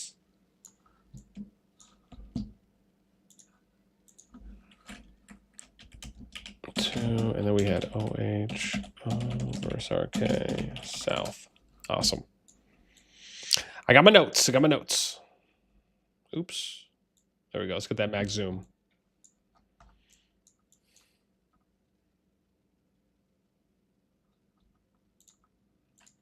And then this one is, what do we got?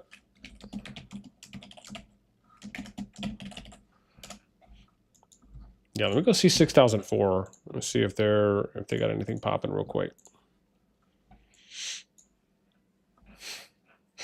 Yeah, G1. Damn, Clan's coming in, man. G1 is just plain dead.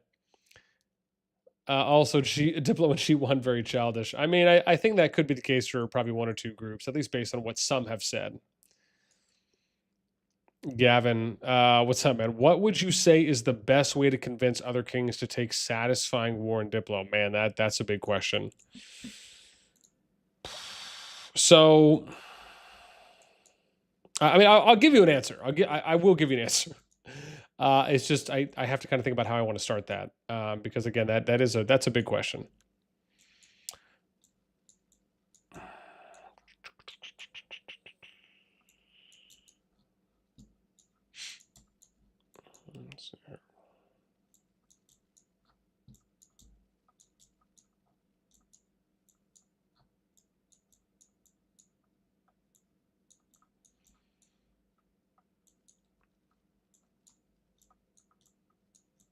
Oh, damn, they're getting pretty close.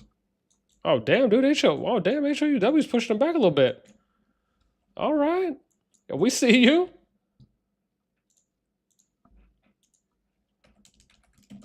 All right, NXW. Let me just write this last one down, and then I got you. And then I'll give you a good answer here. Bear and VW hyphen. Oops, let's do this hyphen VW. Okay. Let's do West. Okay. Day A.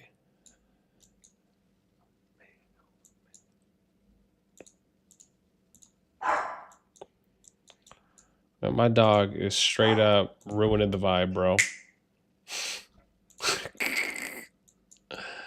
Especially when a banger just came on. Okay. So the question is, how do you get How do you get kings to come to the table that... Oh, what is this? RNF? Hang on. RNF. I think that's south. And then how do I spell VKNG? Oh, it's VKG. Excuse me. Okay. All right, I'm all yours. So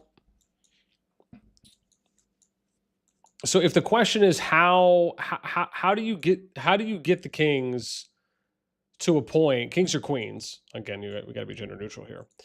How do you get them to a point where you're able to get the most PvP, the most fighting possible out of your KvK? Well, the first step is that you have to understand that you are going to have some limitations, right? You kind of have to just accept that straight out the gate until things are changed. And that's what we talked about before, as far as getting us to a point where you can pick your starting zone, getting to a point where level 5 passes open before level 4 passes, having a chance to maybe have a team up phase, or have the COD team just say, look, you three, you know, if it's going to be like a 6 kingdom KvK, it's 3 versus 3 as an example, like just trying out some of those other things. Again, aside from, again, if it's just going to be, look, we're just going to put 6 kingdoms in a group and then you guys kind of have to figure out the Diplo, have something in there where you can choose your starting zone. I think that's really important.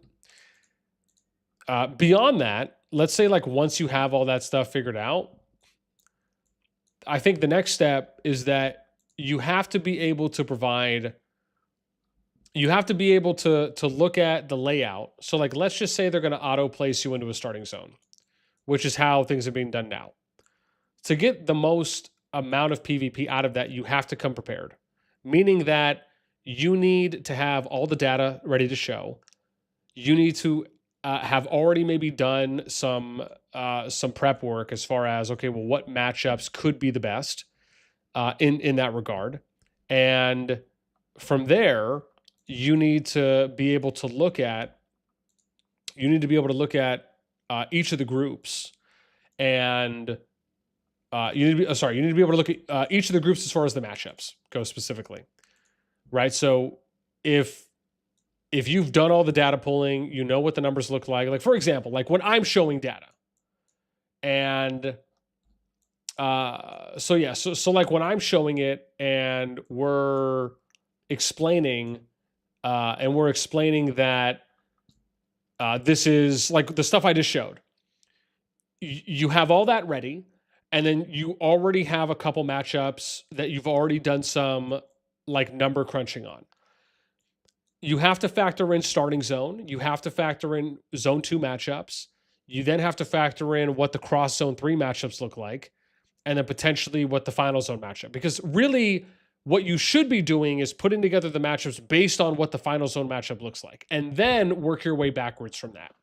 If you can present all of that, and obviously when it comes to getting everyone in the same room, these things to me are just kind of basic things where you're getting everyone into a private chat, but you've already done a lot of the legwork.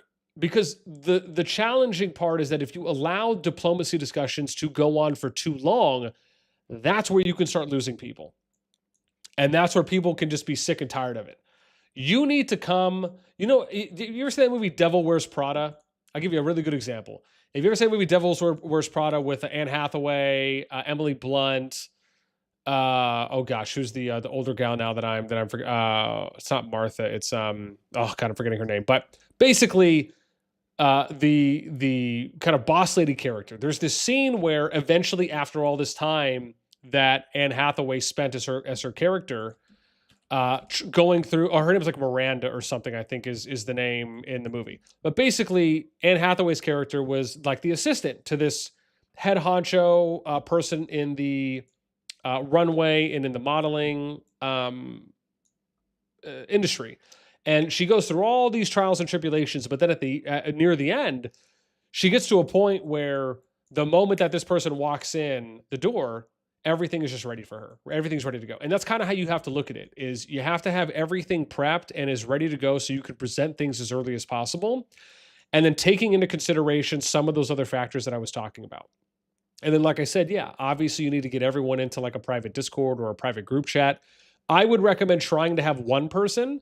To be honest, I don't know how other Diplos do it, but I'll tell you right now, I think one of the worst things that people can do is when, oh, dude, RFF is doing the TP. Never mind, there's only a few people, man. I thought they were going to go YOLO here.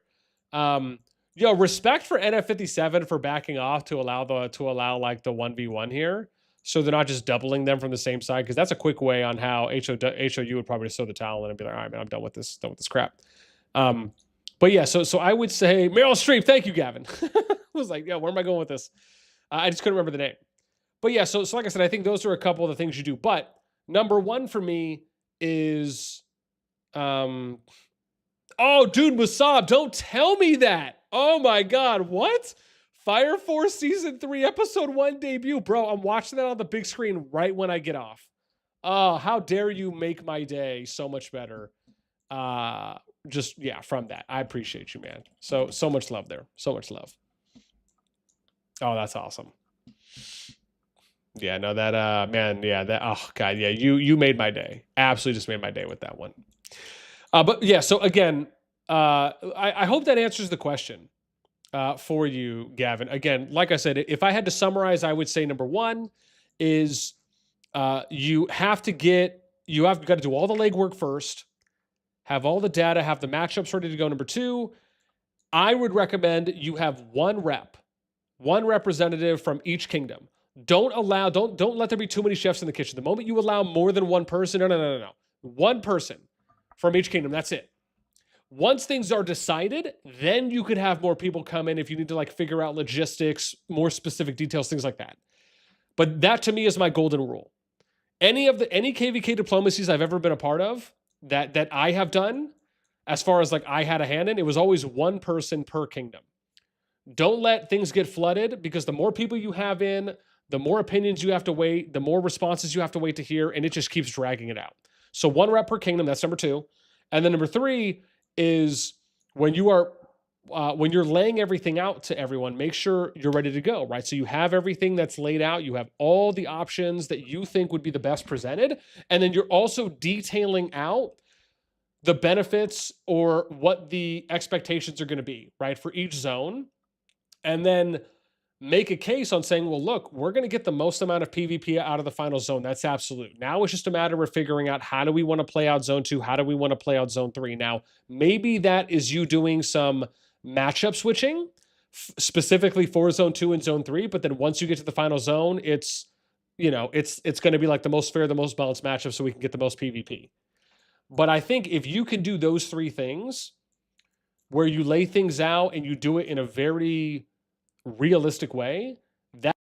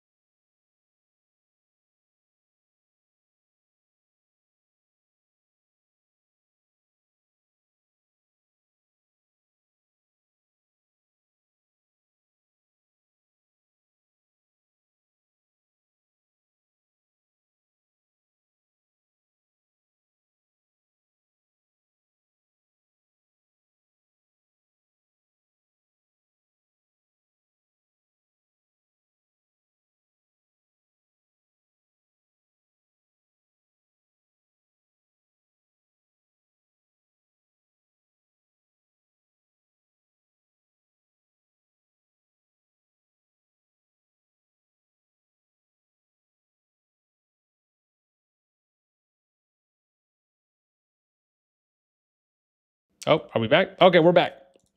Nice. We're back. Yeah, I have no idea why it does that. We're missing the goal. He's like, I'm muted. Yeah. I try not to be. But yeah, I don't know how long I was muted for, but hopefully some of that came through. Or if not most of it. So Yeah, Monarch, what's up, man? 191 guys, let's go. Gabriel, what's up? Yeah, we get overwhelmed by T5 passion, not even worth attacking. Yeah, cheers, mate. Cheers, I meant their server number. Thank you. Yeah, you're welcome. Yeah, behind the doors, Diplo is just a KvK killer. Yeah.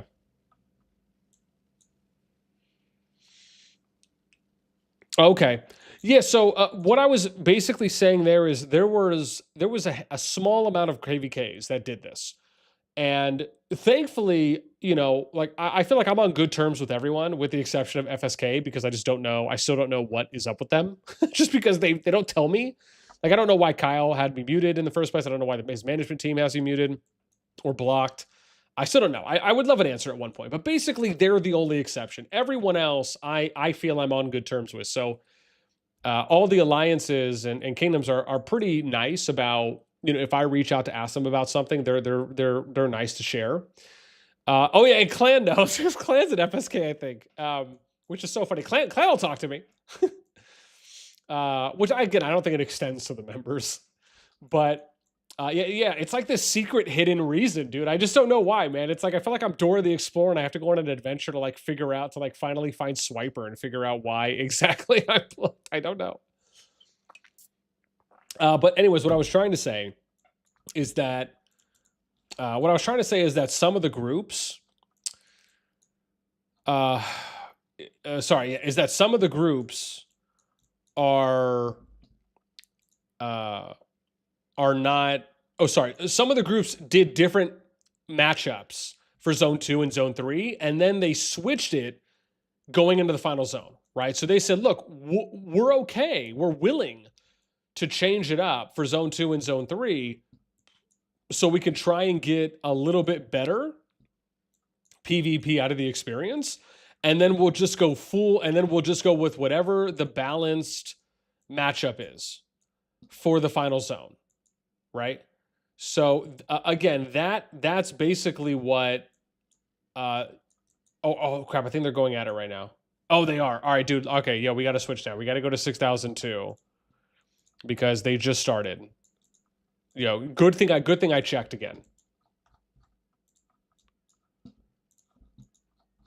Yeah, let's go up here. Yeah, because they're going at. Yeah, I think they just started. Nice. Look at that, man. Let's get some PvP. But I hope that makes sense. And I say that because the takeaway here is don't feel constrained. Think outside the box. You don't have to do things in a linear or what you might think is the only way things can be done. You could do whatever you want in the KvK. That's a fact. If everybody just wanted to walk around all day and not fight, they could do that. So, you know, what it really comes down to is making a good case and being able to articulate yourself well, having some numbers, having some data, having good reasoning behind what you are trying to pitch. And then hopefully people can get on board with that. But I will say the earlier you get things like that done, the better, in my experience. Yeah.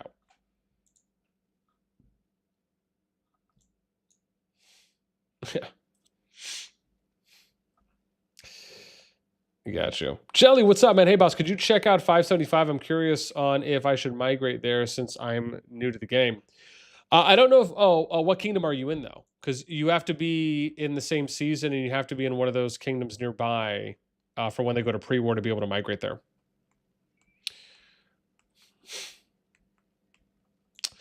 Clan, what's up? Clan says, I've just been in the game for 5 months, so most I know was there was some video of yours where you said something about FSK. Really? I'm gonna be honest, dude, that would be the first I'm hearing of it. Yeah, if you could find out the video without, I mean, again, you don't need to reach out to anyone, but yeah, that's actually the first piece of like real information I've heard in like over a year. Facts. That's so funny. Gavin said, yeah, I tried my best to try and get a good matchup. I did the number crunching. I realized enemy have triple 80 mil plus and ton more 60 mil plus, but all kings say teams are equal. T5 alliance stomp us, so we could only afford 2 to 3 days of fighting. Okay, yeah. He might mean the one where you said they just say no comment or whatever. Yeah. I mean, I think in situations like that, Gavin, is where if that happens and you only get 2 to 3 days worth of fighting out of like the entire season, then I think that's where you make that case to them and you say, look, you guys wanted this. You only got 2 to 3 days worth of fighting. There's a very good chance we would have had more fighting if we went with a different matchup, right? As an example. Oh, gotcha. Okay, just zone 2. Yeah. Oh, Ducky, thanks, man. Yeah, I'm watching it. At least I think I'm watching it. Yeah, so we got an hour on... At least I think I'm watching it. Okay, let me see here. Yeah, so we got an hour on 6003. They're going to open at about 8:55. Oh, 6007. Yeah, that's what I wanted to check because I think they open, but I don't know if anyone has capped anything. They're fighting yet. And then yeah, we got to go back to watch NX because they are a brewing. Oh, so 6007. Wow, a lot of them cap passes. Okay, but they just started building, so I don't think there's any fighting going on yet. Here. Okay.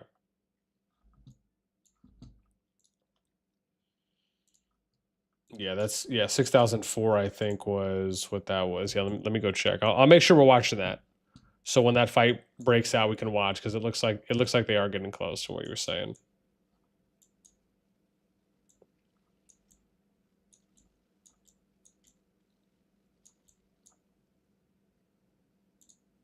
Dude, RNW threw a rally in. That's so funny.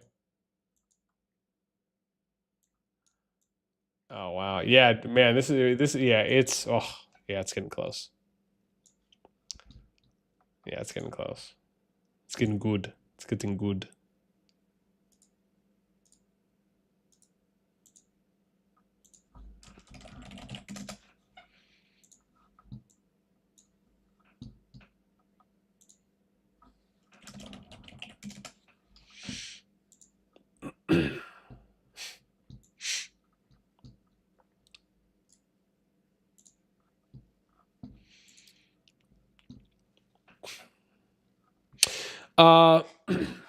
Yeah. Sorry, Gavin, you said what server is that gentleman agreement on for the Bastions? So that is 6014. So that's this one. So we're 6002, right? So remember, like I was saying, the first 8 groups, these are G1. 6009 up to 6028 are the G2 KvKs. The group is here, 6014. So in 6014, this is with OAH, BXS, NWE. They're going against Don LTSAC. They have a gentleman agreement, and they're at about 82, 83 billion total for the KvK group, at least before Zone 2. So yeah, their gentleman agreement is no Bastions. That's what they have said at the moment. And I think it's absolutely fantastic. I think more KvKs should do that. Because right now I think they're setting the standard. Now there might be 1 or 2 others that are doing it as well. I'm just not familiar with them. That's the only one that I know of at the moment, where everyone came together before the KvK started, and so we're not using any Bastions. And because of that, I think they're gonna. And we've already seen they got a lot more open field Zone 2 fighting that they felt, and again they feel like it's reward. They feel like it's a win. So, as long as it continues and it stays no Bastions, I think all that does is just prove that you can do a KvK where everyone can agree to no Bastions, and it can be fun, and it could be even more rewarding. So absolutely. But that's the group.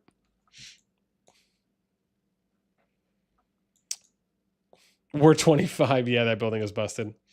I mean, listen, the thing for me is I just think it's funny when people talk about their disdain for Bastions, not only because of the make way policy, but I think just in general, like people will talk about how it slows down gameplay. Oh, dude, you're right. Oh, they're going. Oh, Betsy, they're going. Oh my God, milk my udders. Hang on, let's go. Yo, it's going down right now. Like, dude, it's about to be on like Donkey Kong, bro. They're going. Here we go. Rally's coming in. Look at this, dude. Massive fight. Massive fight. Let's get it. Bear RNW versus NXW. Let's get it on. I just wish I could remove this text. Oh, so excited right now.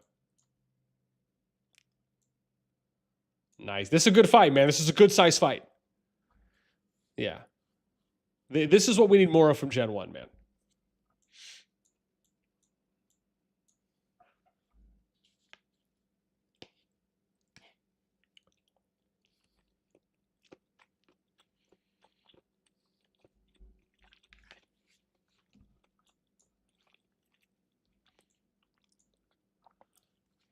Whoa, Milky Seed. Thank you, Ducky. I appreciate the heads up too, broski. Means a lot.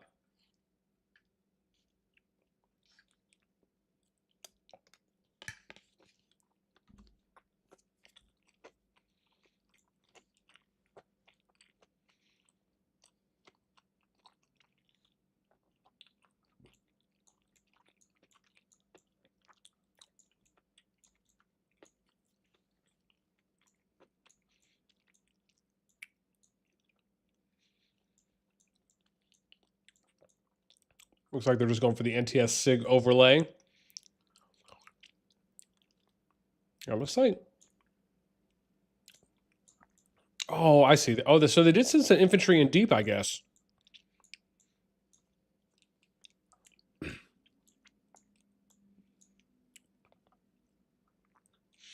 What's wild is that they're catching some of these destroyers off from the Citadel.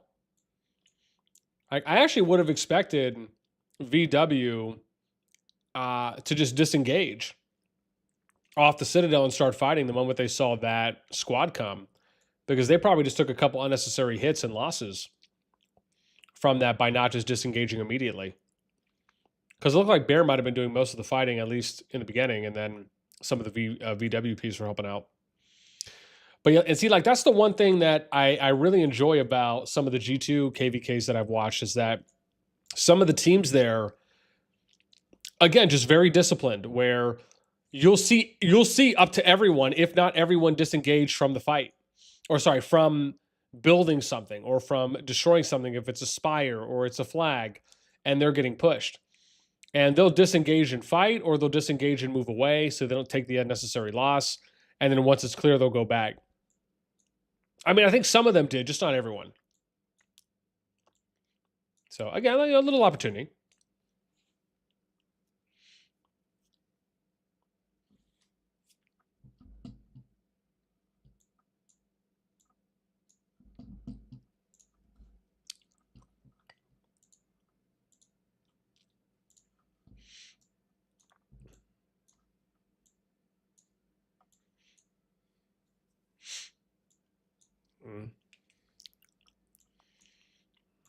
Yeah, this isn't bad, but part of me feels like I might have been expecting NXW to maybe stay a little bit longer. What are their numbers here on 6004? How strong are they? So they're 12.9 bill. And who is Bear in VW? Oh, I see. Yeah, Bear to me is a rebrand, right? I wonder what kingdom they are. So VW was 8 bill. And it should be these two. Yeah, let me see.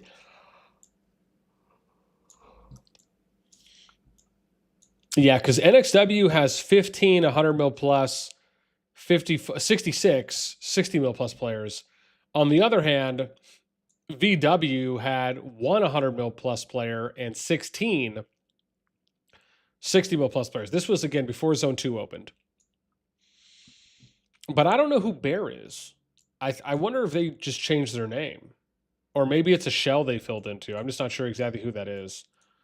I'd have to go and look at where their starting region is and see if I could see any other alliances that maybe would indicate. I mean, it could be, maybe it could be the KL7 group, or maybe OAS. So it could be 214 or 359 possibly. But without going to take a look, I'm not 100% sure. Yeah, we'd have to go look.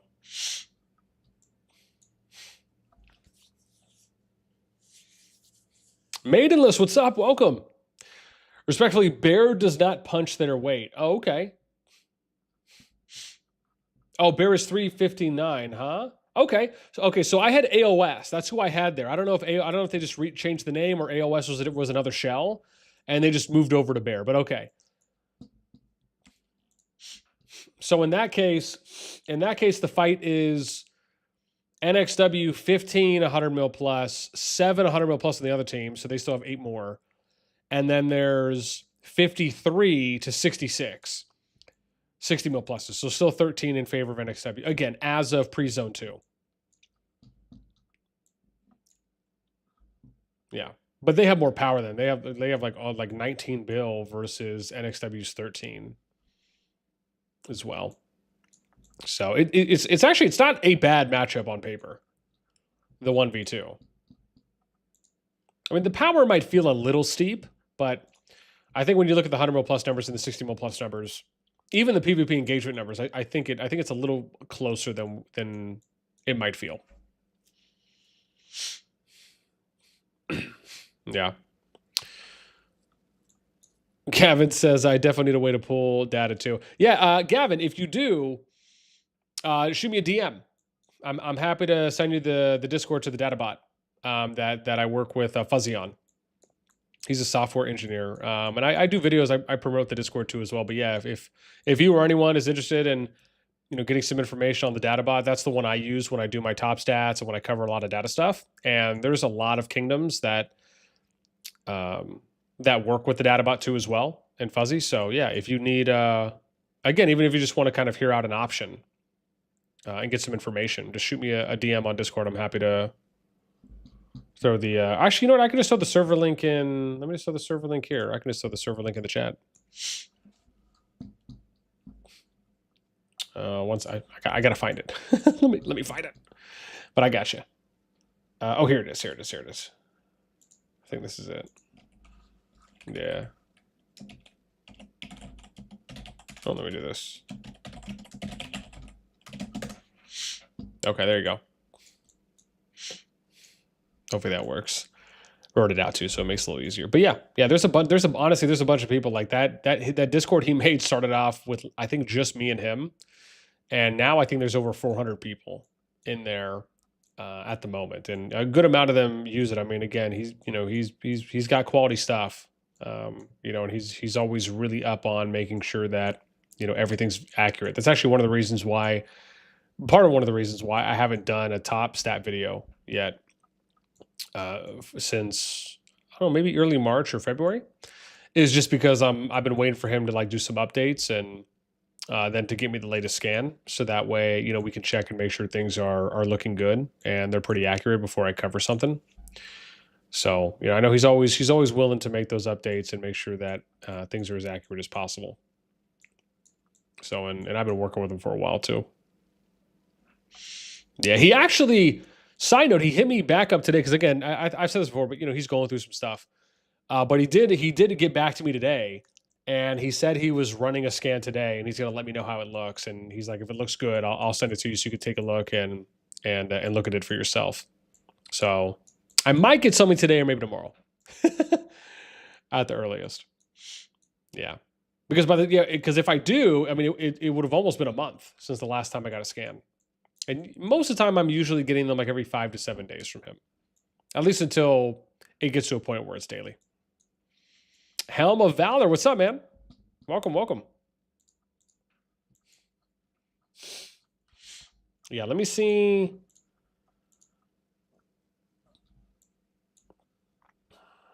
Where am I at? 6004. Let's go back. Let me see. 6001. Let me see if there's anything going back there. Yo, they're still going at it though, man. You guys know me, man. Anytime I'm able to see some consistent PvP, I'm a fan, man. Say less for me.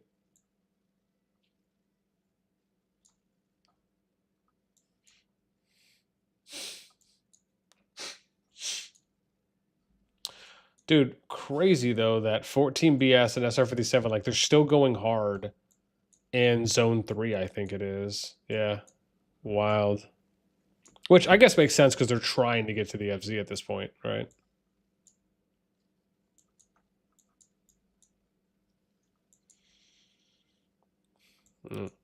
Yeah, man. Yo, HOU and RFF are still going at it.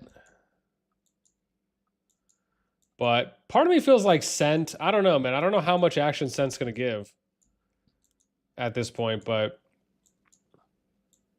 dude, I mean, this is what kind of sucks a bit is in that 6001 group where HOU was fighting against NF57 and then they switched off and now RFF is fighting against HOUW. And then NF57 was like, all right, we're just going to drop a fort near the dragon. You guys do your thing. We're just going to build over here.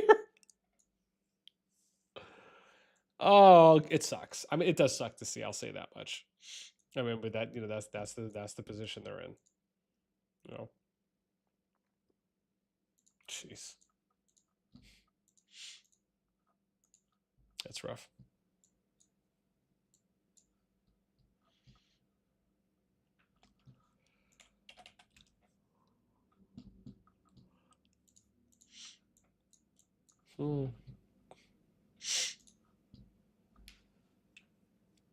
Oh boy. You know what's crazy is, oh wow, it doesn't go down that far. Killing me here, Smalls.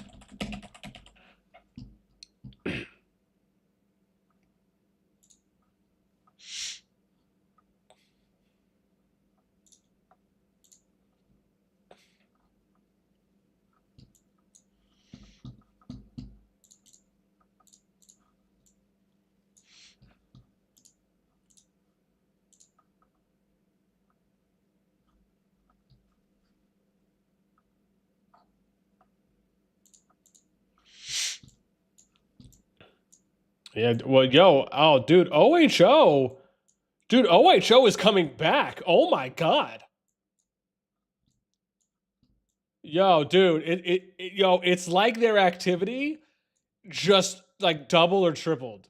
It feels like because now they're fighting against Arcane DTF. They pushed them back to the Spire, and now they're trying to retake the Spire. Okay, yo, we might get a good fight in 6002 if they keep that up. Oh man, that makes me so happy. That's awesome. That is so awesome. Nice. Yeah, so we got another fight we could watch in a little bit. It looks like 30 NA and them. It looks like they're just building on opposite sides of the river right now in MN. Yeah, it looks like they're just flag layering on the opposite side of the river, which makes sense, especially if they're trying to get some more. They want more cities closer, so they have faster replenishment and recycle times for their troops. Absolutely, I think that's actually really smart that they're doing that immediately. It looks like.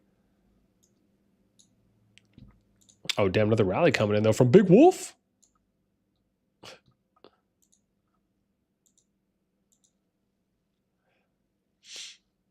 Not bad, not bad.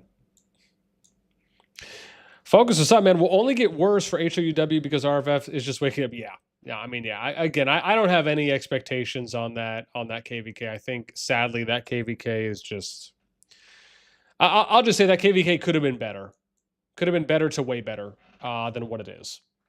And so I would argue, and I'd say that I think it's fair for what some people are saying about that group for 6001 that it's just disappointing, unfortunately.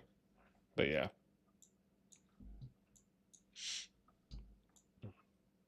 But again, we have other KvK groups that we can watch. So I'm all for it, man. I'm all for it. Yo, bear with the counter rally.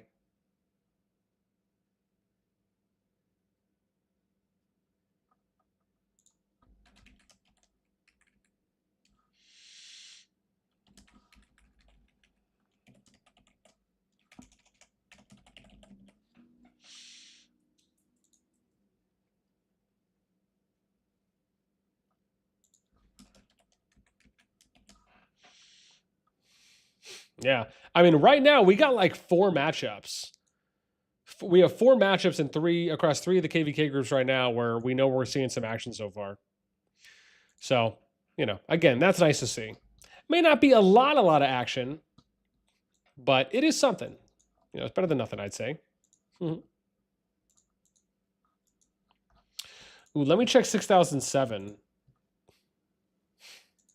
Because I think that's the 4th group, the 4th KvK group that just opened.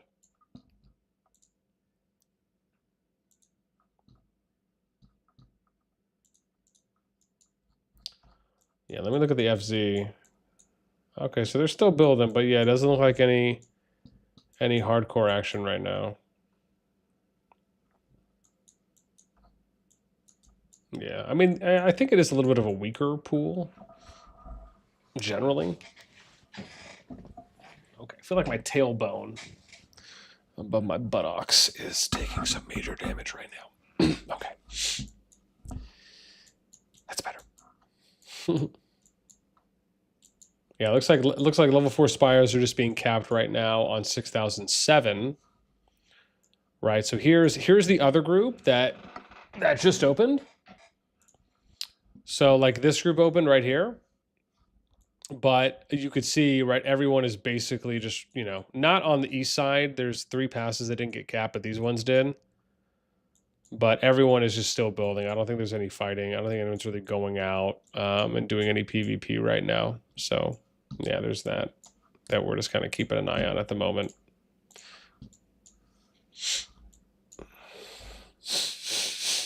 Yeah. Yeah, so there's that. And then we have 2 groups that are about to open, I think, in a bit. Yeah. So 6006 opens 8:39. That's going to be in 23 minutes. Their pass is open. We'll see if we get anything out of that. And then the next one is going to be 6003. And they open at 8:55. So that's about 38 minutes. So yeah, basically in the next 40 minutes, the next 2 groups will open. So we'll have 6 groups that are, so we'll have 6 out of the 8 groups opening tonight. Then the last 2 groups open tomorrow morning. I think in about 12 hours.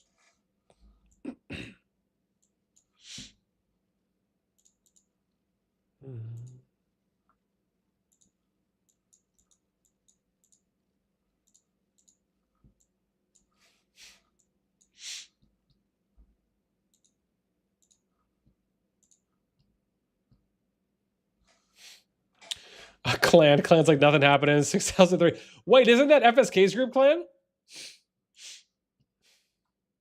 Yeah, they're there. So okay, yeah. So some people told me, and maybe Clan, you can elaborate on this. Some people told me that there might not be any PvP in 6003.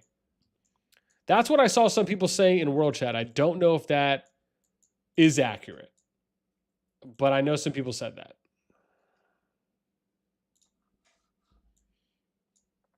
Yeah, HLU still going. Let's look at 6002.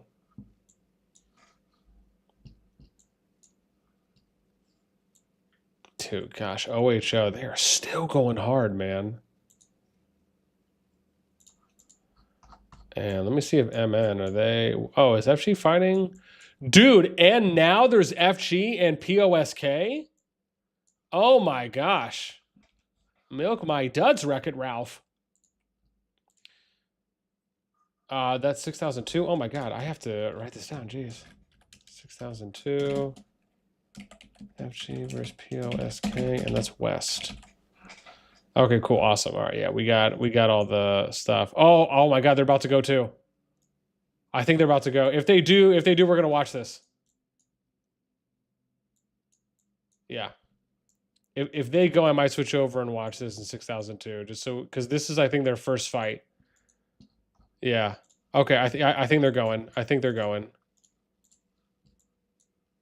Yeah, it looks like they're going.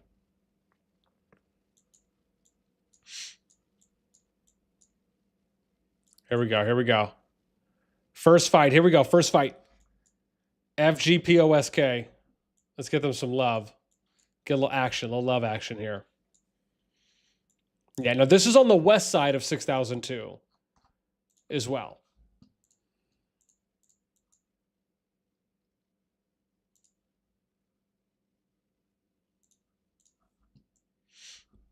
Yeah, I don't know how mass. This doesn't look like they have a lot, but it's their. I think it's their first fight, so we'll watch it until it dissipates. Until it dissipates.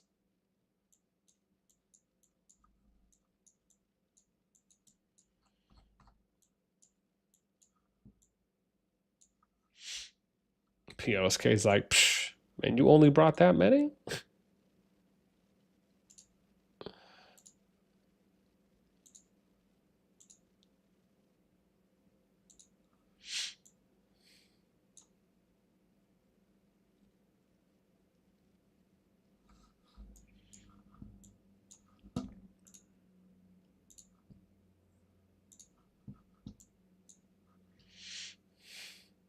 Yeah.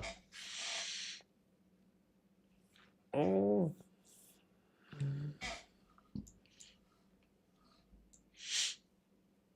Yeah, focus at NA, NM should be in that KvK instead of 14, B, VP, and Sen. Oh, okay. Yeah, I mean, it would have been nice if they just did like the top, if they just did like the 6 strongest in the G1 pool, but they didn't. They didn't opt to do that, sadly.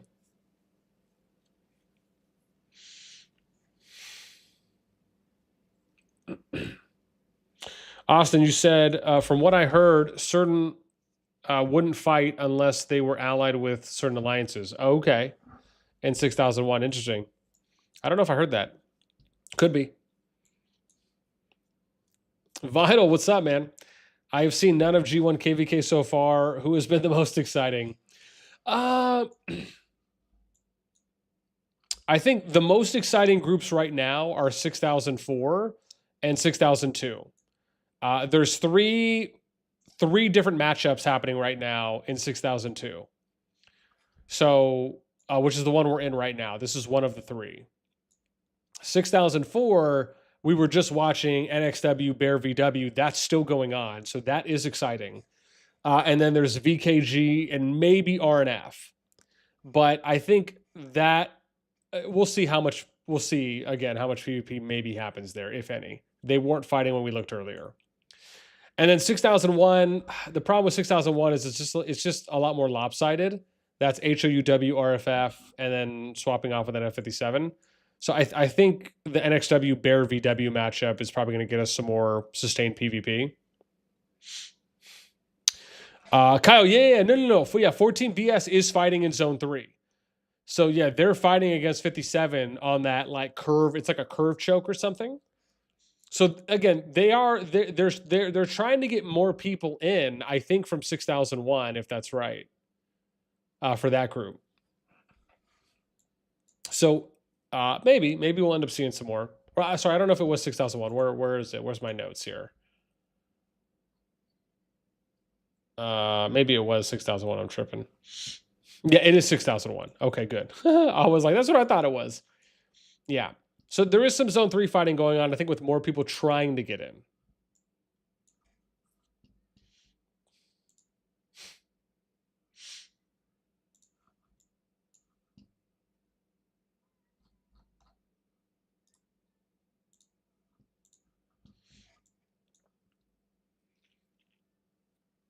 Yeah.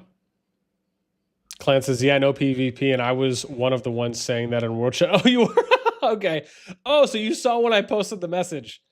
And I think I was asking people like, hey, what's the final zone matchup? And I think there was a few people that DM'd me too as well. They were nice enough to say, oh yeah, this is what it is.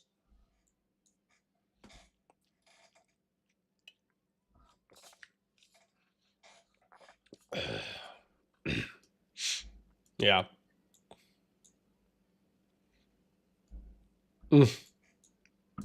Ducky said you should have checked 6004 like 4 days ago. When they were still in Zone 3?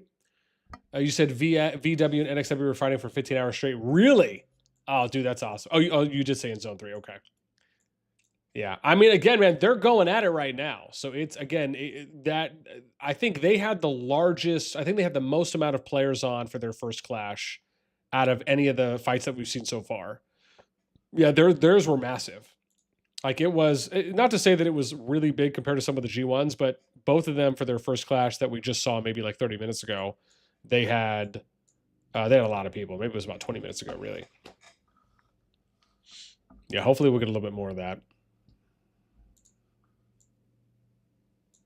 POSK is holding this FG push, though.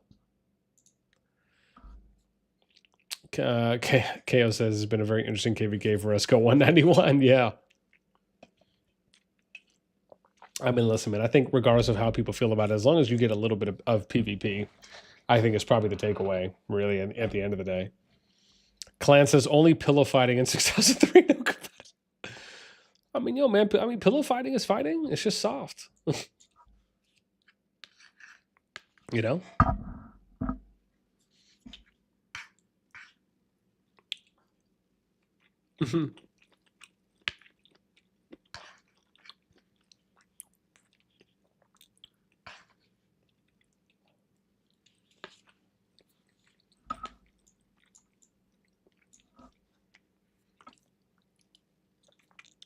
Oh, you said NXW. Herak, what's up, man?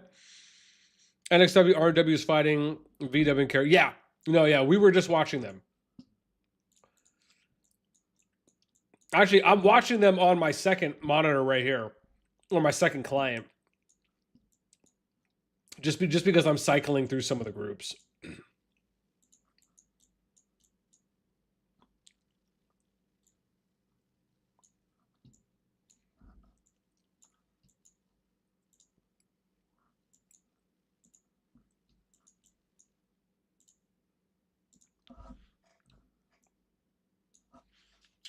Yeah, yeah. Like I said, man, we're gonna give everyone some love. Absolutely.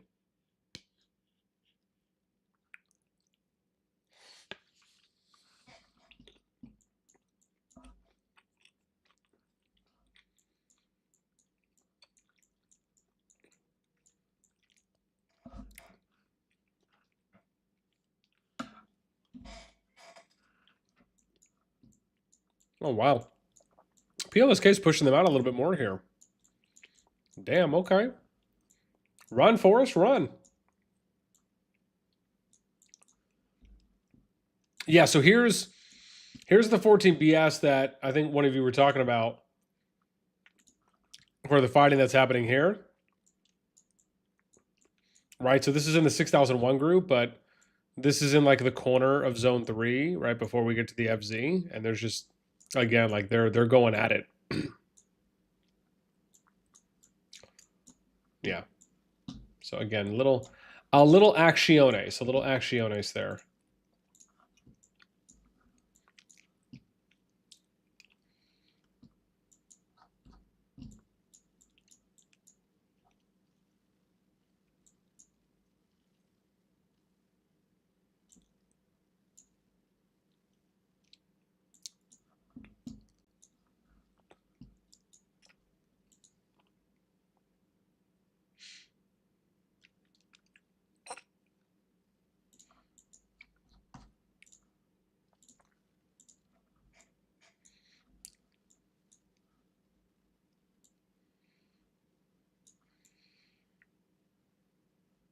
Dude, wild, man, that they are still going right now.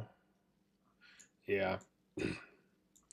looks like we're getting a little turtling right now from NA and MN, but probably it's because they're building up right now. Dude, OHO is still going hard and pushing back RK. We might go watch a little bit of that in a bit. Yeah, I mean, I'm shocked that they're still fighting going that hard as they are.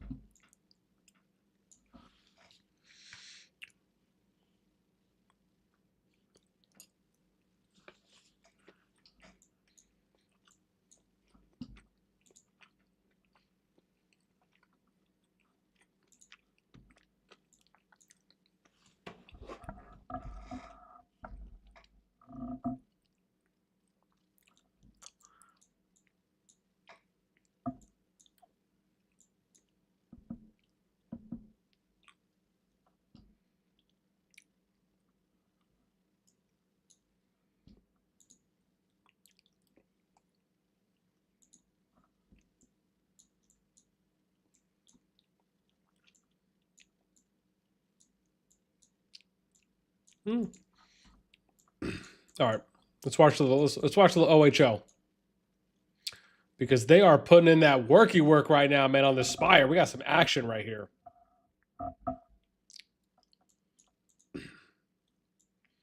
Yeah, they're trying to get this down, and they only got a minute left right now on the fog.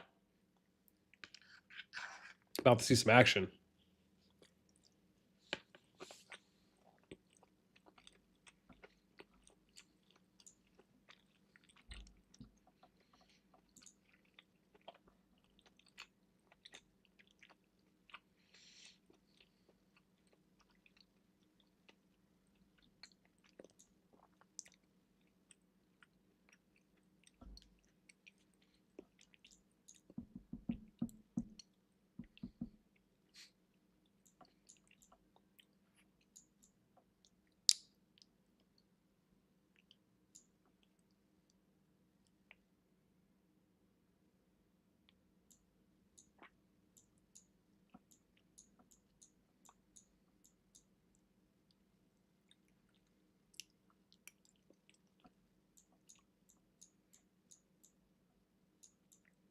Okay, now we can see more clearly.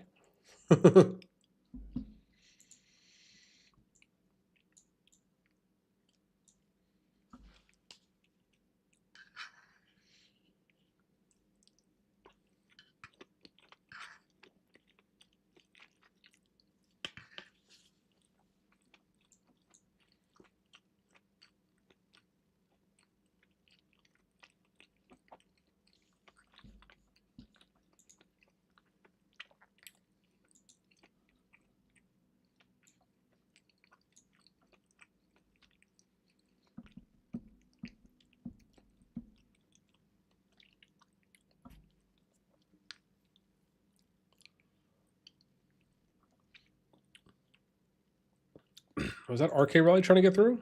Oh, yeah, it looks like it. How much time have they got on this?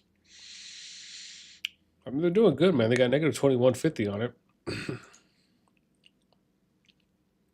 It looks like they might have max.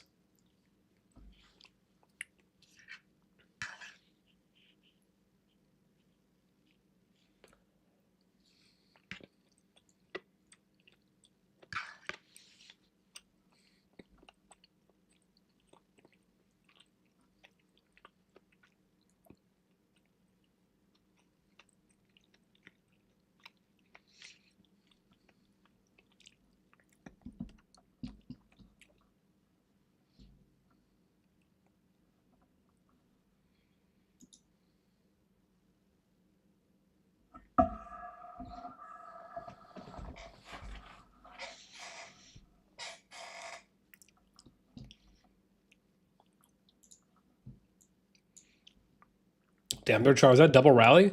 Wow.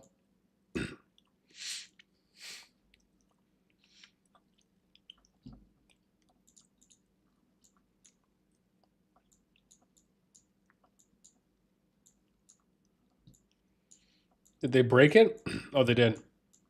No?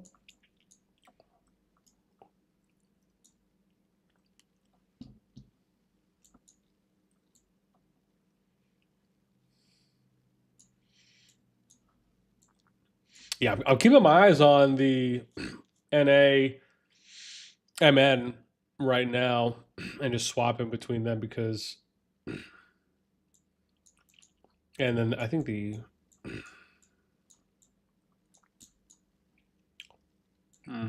ND group, I think.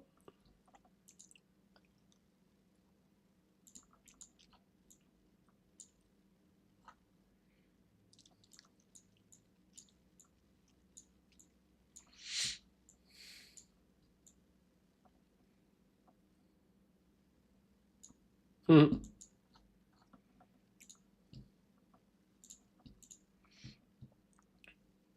Yeah, I think it was probably cycle back and forth between them and the NX group. Damn, bro, they're still going at it too. Oh my gosh. Been nonstop.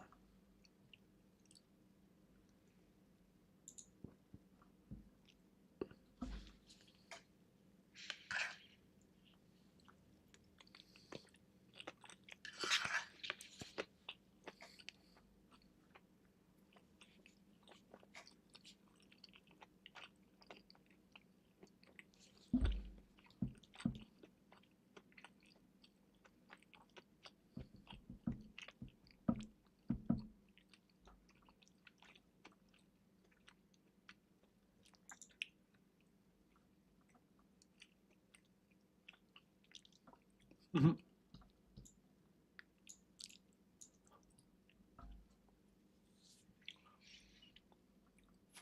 You guys are too funny. Somebody commented on an older video I did, and they're like, yo, please hear with a fog.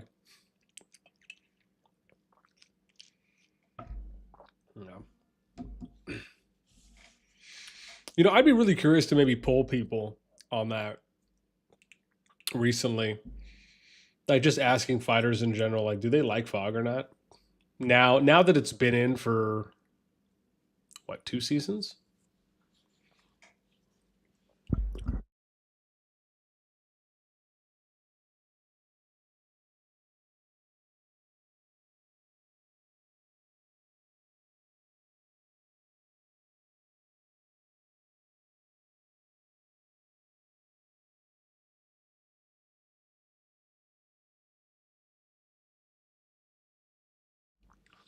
Okay, I'm done dying.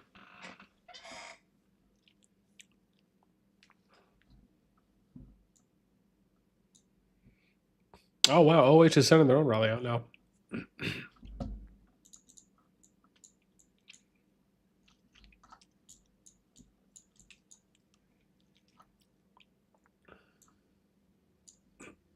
Hmm.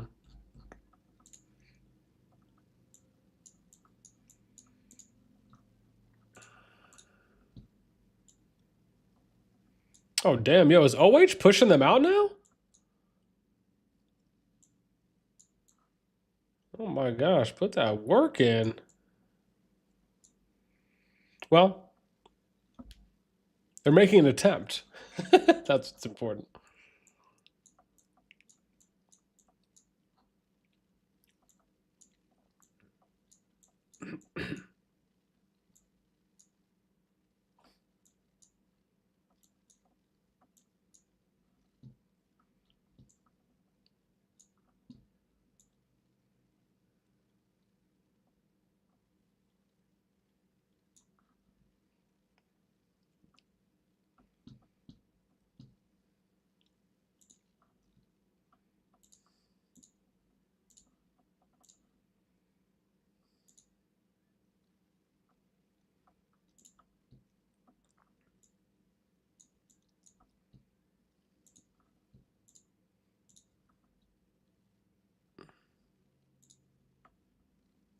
Hmm.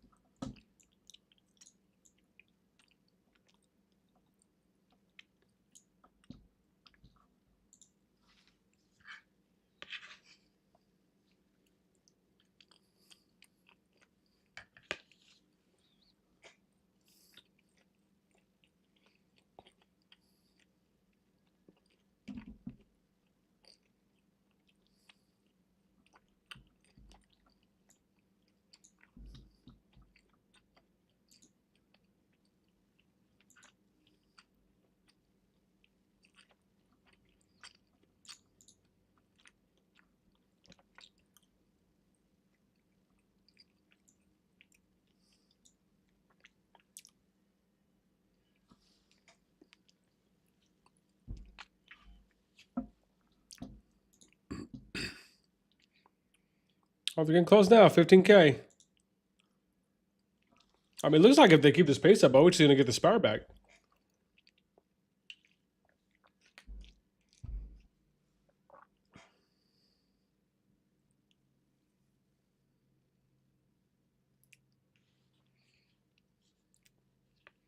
Yo, there's Mustard. Shout out to the homie.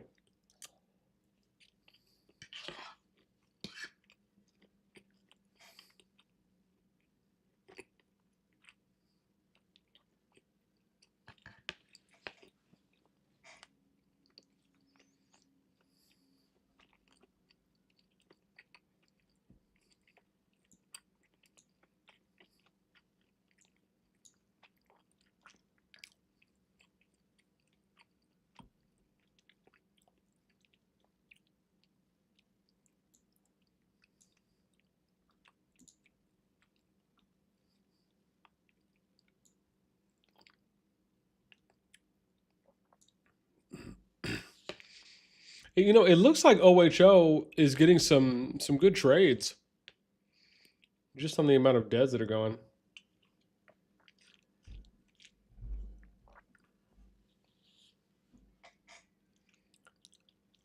Looks like NA's poking the bear right now on MM on the top on the North Bridge. But it doesn't look like they're hard committing at the moment.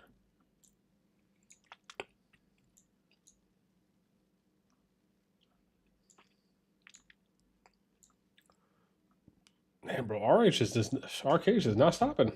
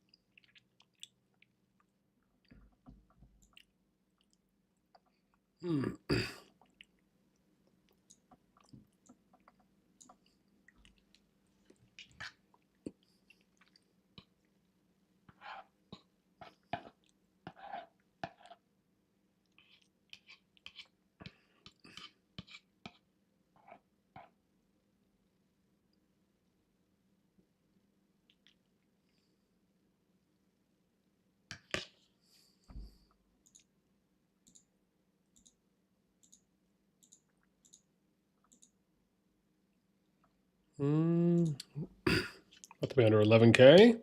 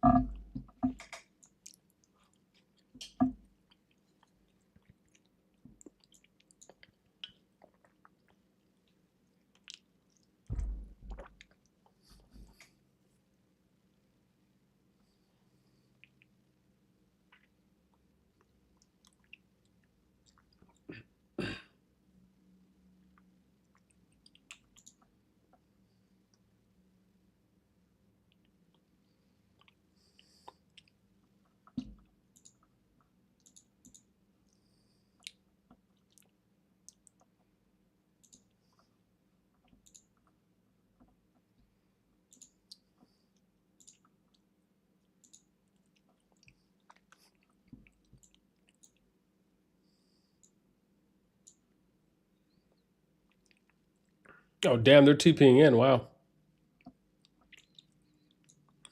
Oh, wow. They might be trying to make a play here. Oh, never mind. I thought they were going to be getting a lot more. Oh, there's some coming up there, too.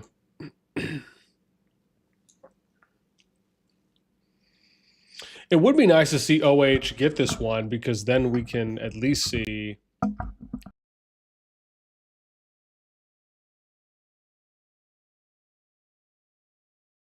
Maybe they brought in more than I thought.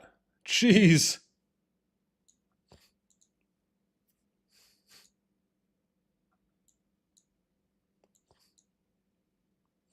Damn, they're getting all the builders. No, not pimp nuts.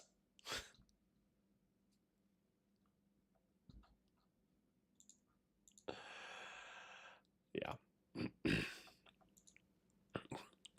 We totally threw that out there.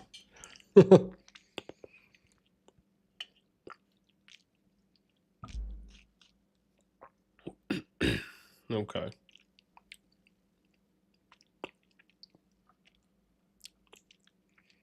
I mean, it looks like they were able to get a number of them off. Looks like most of them are probably just running counter infantry, huh?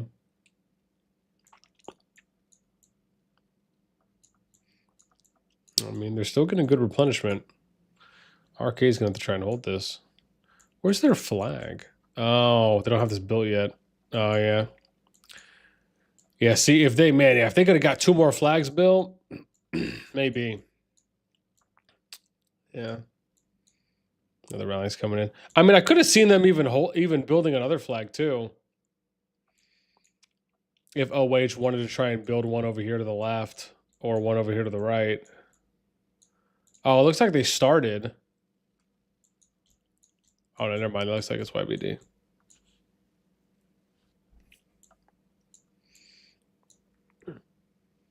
Oh, look at that. They might. Oh, wow. They might be pushing it back off this now. I mean, they still got people on it.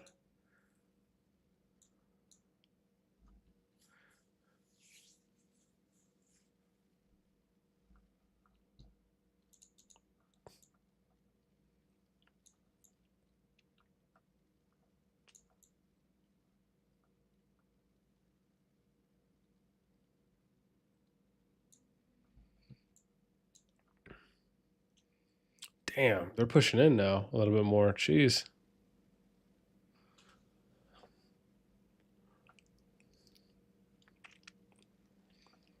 All right, man. Yo, OH's gonna have to show us what they're made of now.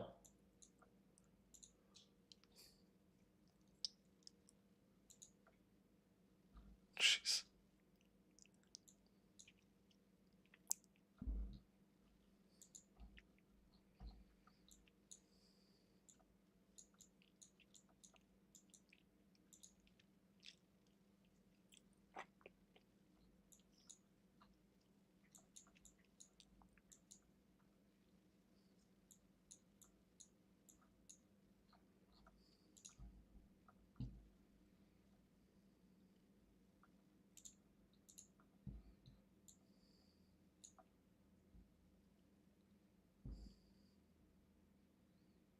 Damn, man. Gotta love it, man. They're still, dude. Just came back. I came back to check it on NXW and Bear and VW. Dude, they're still going hard right now. They're one flag. I think about one flag, if not exactly one flag away from connecting each other. Yeah, they're exactly one flag. It looks like NXW will probably get the next connect because theirs is a little bit farther along. Oh, well, OH was able to push them back. Oh, look at that. They're at 6,000 points now.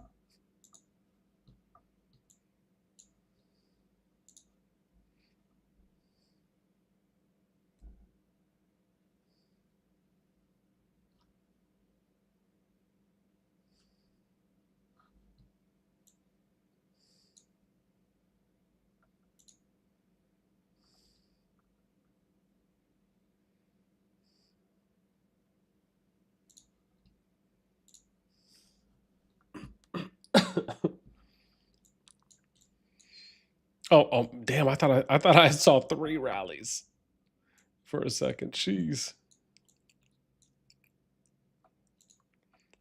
they got to be close, right? Yeah, they're at 3K left. Okay. Yeah, man. I think if they get this, like this could be big for OH to then finally push out and maybe start working on some of these flags out here. Because if they can fill this space, I think that would be really good for them. Yeah, because there's, yeah, because I don't think POS because they're fighting here, right? And then you got this, but they're not going at each other yet. Like, look at all this up here, man. Right? Everyone's still just kind of flag building at this point. So, yeah, and then yeah, see, they're coming in. Yeah. So I think that could be pretty big if they're able to hold and get this.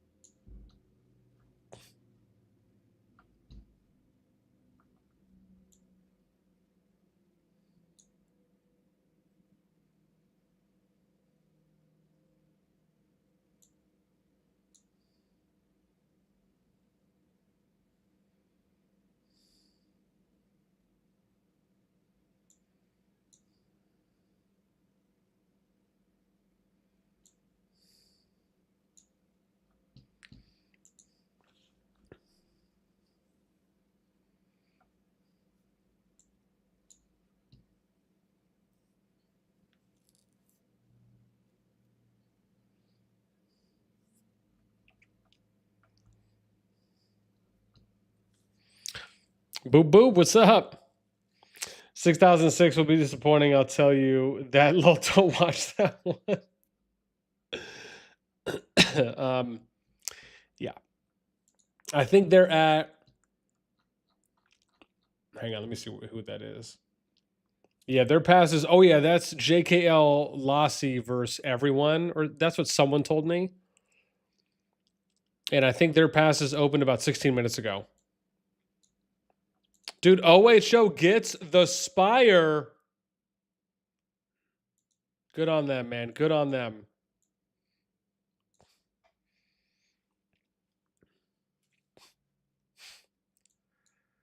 Nice, dude. Maybe now we'll see them pushing over the bridge.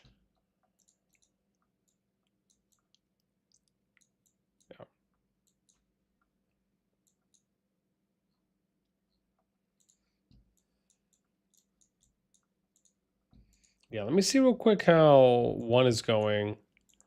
Because POSK and FG, I don't think they're fighting anymore. And then we're still waiting for NA and MN to get something cracking. Jeez, dude. 14 BS and SR and NF57, they're still going at it in zone 3. It's absolutely nuts.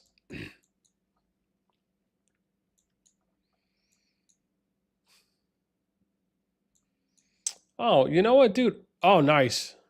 Dude, there goes OH. There goes OH. Yeah, we could go look at either NX, HOU is still going, 14BS. We got a few options. HOU is still fighting its RF right now, too.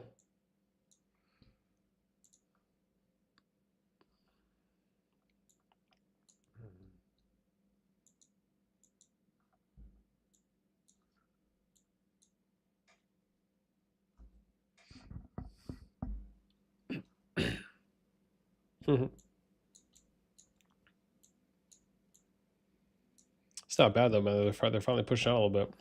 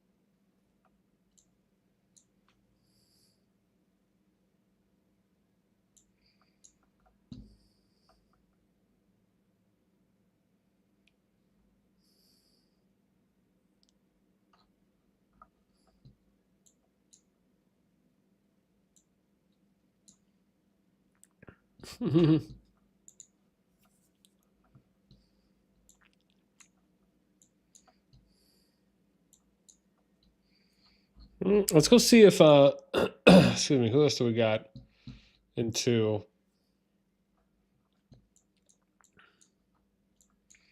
Yeah, because I think they're still building here, right? So we're probably not going to see any unless they go at it, but I don't think so. Yeah, they're ready, but nothing's really popping. Yeah, see, we're still waiting for something to pop here. It's like they've just stopped. And they're just building. Because you got NA. I mean, again, something could happen there if they wanted to, but it doesn't seem like it at the moment. Okay, let's watch a little bit of VWNX, man. They're still going at it. And I think this tower should almost, they're getting really close. Yeah, 12 minutes until it's done. But see, compared to this one, like they're applying a lot of pressure. They're going to probably get a tower ahead, a little 2-for-1 here.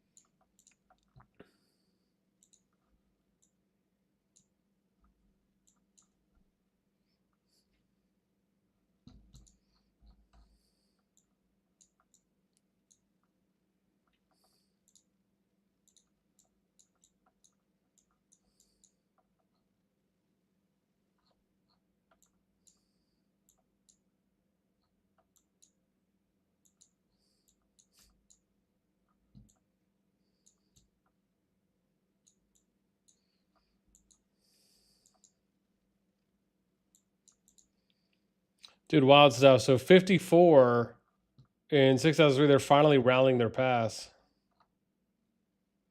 Oh, yeah. So, yeah, it opened 6 minutes ago.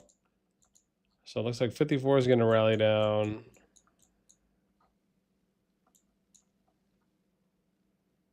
Okay, looks like pay to win's already got the pass down about 40%, down to 40%. So it looks like only 2 so far, huh? Oh, no, here's the third. Voss. Okay, they got the pass down to like 2/3, about 70%.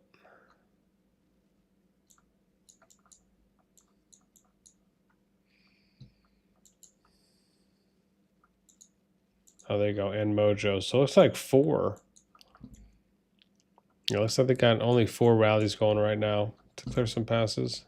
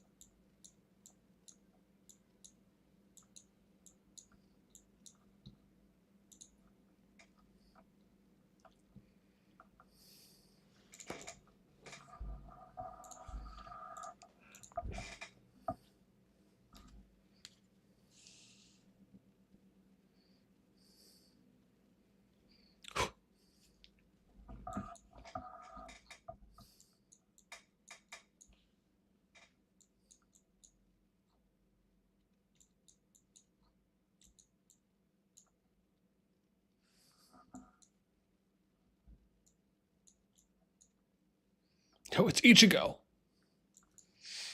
I will say this, man. I love how I see so many anime names. Or just like show references. It's very heartwarming.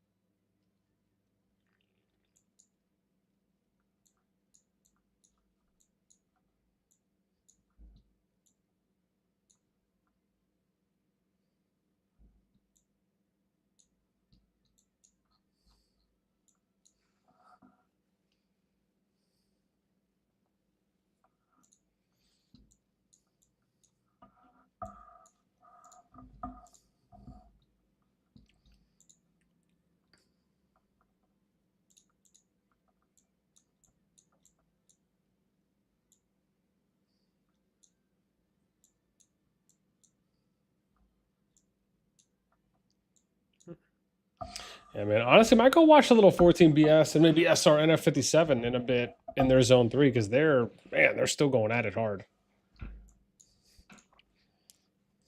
Yeah. What did Panda say? What's he sending me? I can only send messenger. Send me some pics. Oh, I guess it's going to take a minute to load.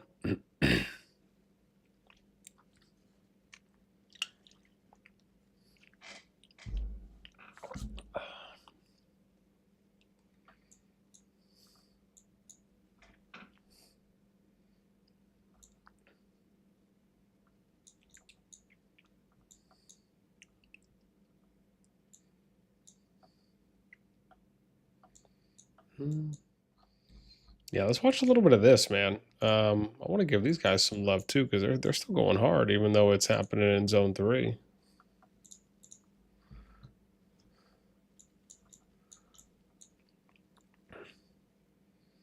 Yeah, they've been they've been going at it.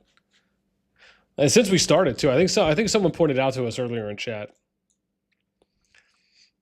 But yeah, this is the 6001 group, right? So this is where RFF, HO, like they're still fighting here, right? So like you can see here, like they're still going up against RFF, but like these guys are trying to get into zone 3, into final zone as well. So like they're still going hard here in the zone 3 spot. It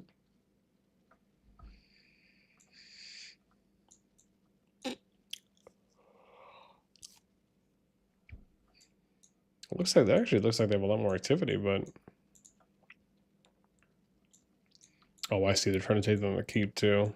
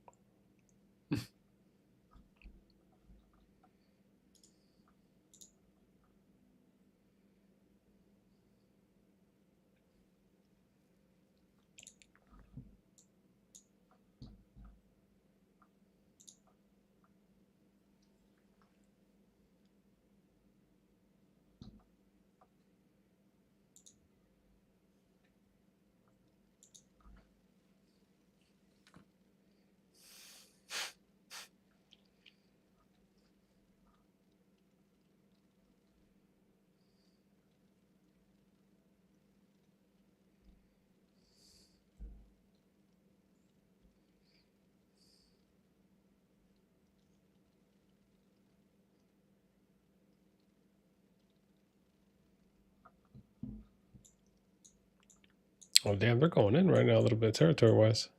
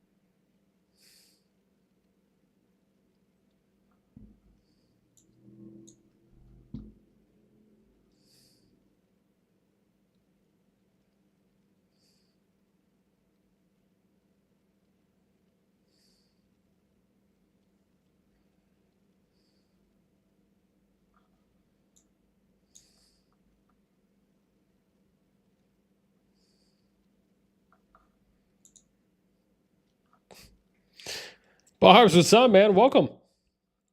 Welcome, welcome. We were just watching some G1, mostly final zone action, getting a little bit of some zone 3 action where these guys are trying to get in. One side is trying to get into the final zone for the 6001 group. But yeah, man, we're just hanging out and having a good time on this day 1 final zone for the G1 KvKs. Denny, what's up? Welcome.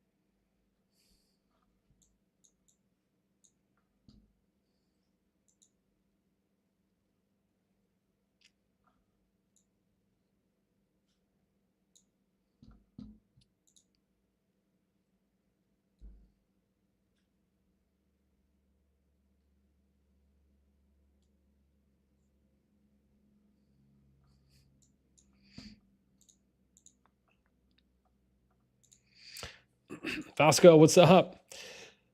Oh god, sorry. I'm trying not to die. It's 18 Bill versus 11 Bill now because VP22 downtime, but it's funny. Yeah.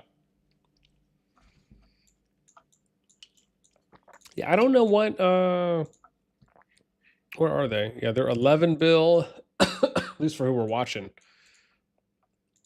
Was that 11? NF57's 11. They're probably in 1. I would imagine, right? And there's 7. Okay, yeah. So they get about like 6 Bill on 14 BS, but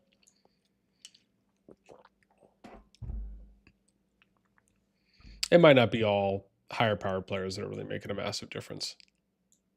But still, should be stated. To go, what's up, man? Go 191.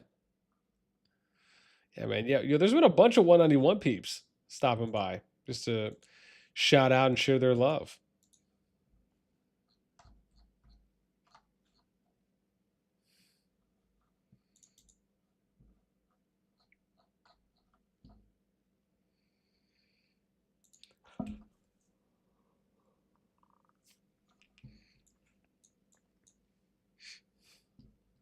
I mean, 14 BS is trying to get there, man, so they can help out their team in the FZ.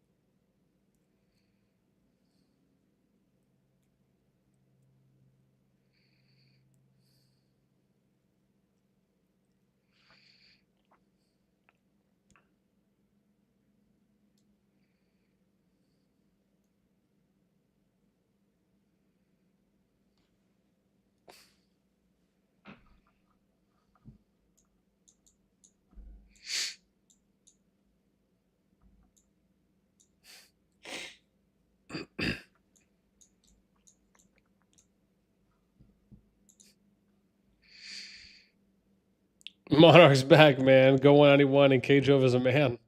What? Yo, wait. Why add a question there? Why is there a question, man, when you're asking, is that a man? Are you asking me? Or are you just asking the chat? Or was that meant to be an exclamation point?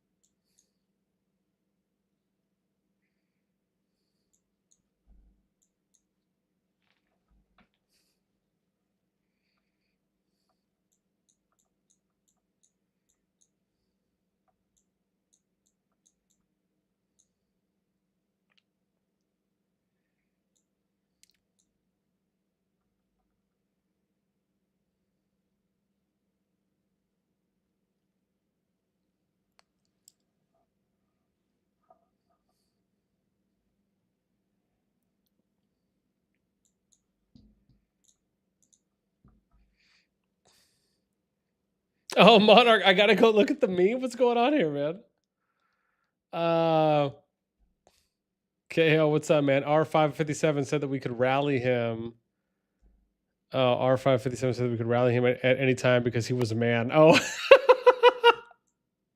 I see. And security, but every time he puts up a shield and starts running, we have a video of this on the official COD server and the memes. Okay. Hang on. Maybe I need to go look then. Let me see.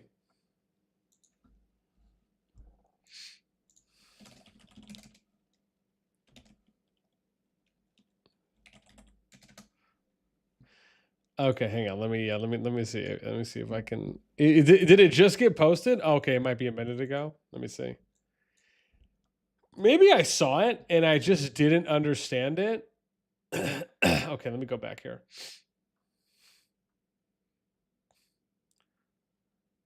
Okay, how far back do I have to go for this?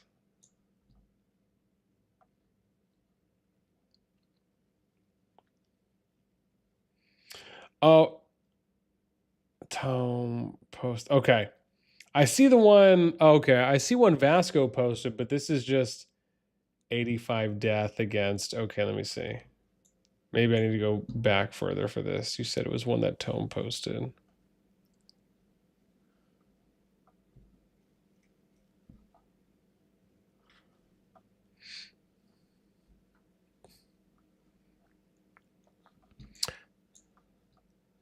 Yeah. Damn it. Yeah, this thing must be pretty far back. Oh, I think you just pinged me.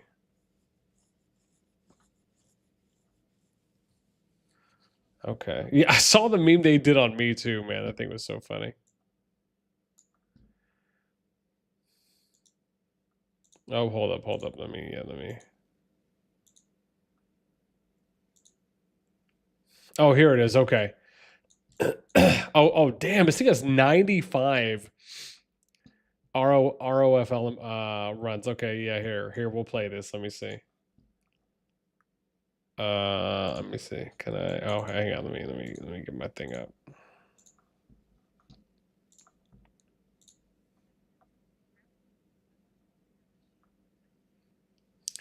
The voice.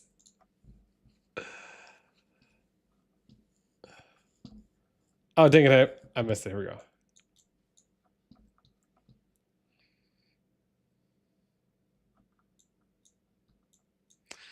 Damn. Directed.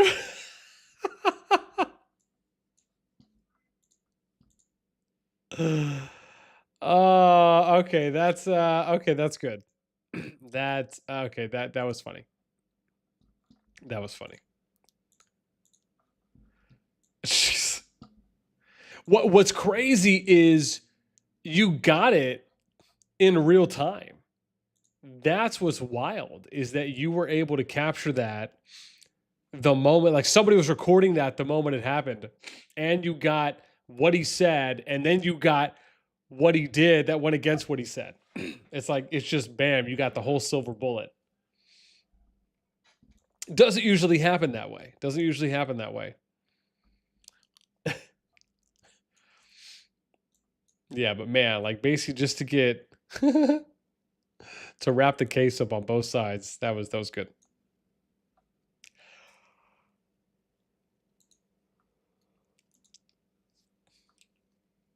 So what am I looking at here?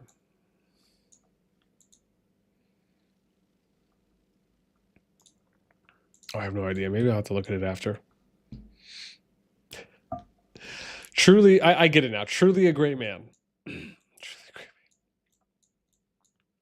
Yeah, I always feel like you got to be careful when you say stuff like that, because in that case, I mean, in that case, man, he got basically got put on blast on that because he got quoted and then got caught doing what he said basically wasn't going to do. Yeah, that sounds a little rough.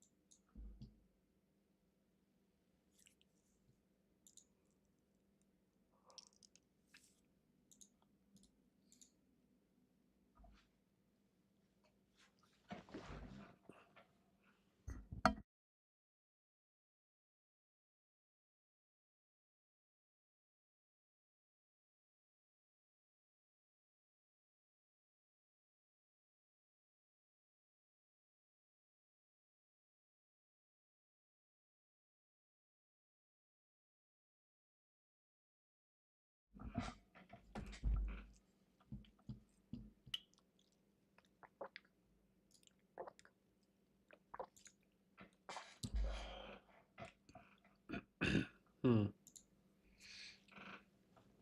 Truly, you guys, man, too funny.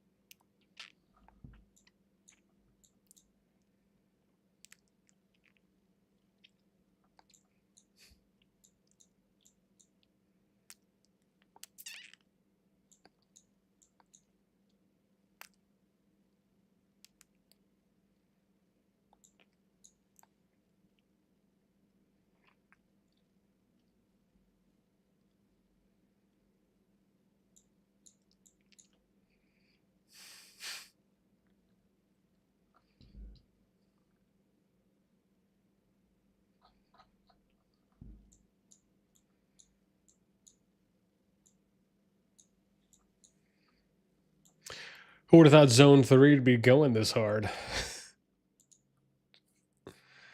Jeez, man. You know what would be crazy to me, though? Just putting it out there. If 14BS is able to eventually break through SR and NF57 and they make it to the final zone. Not to say that it would be, you know, massive as far as kind of table turning in that sense, obviously, because they would still have RFF and well, I guess an NF57 waiting for them at that point. But I do think it would be a feat. And very much something to applaud if they are able to make it.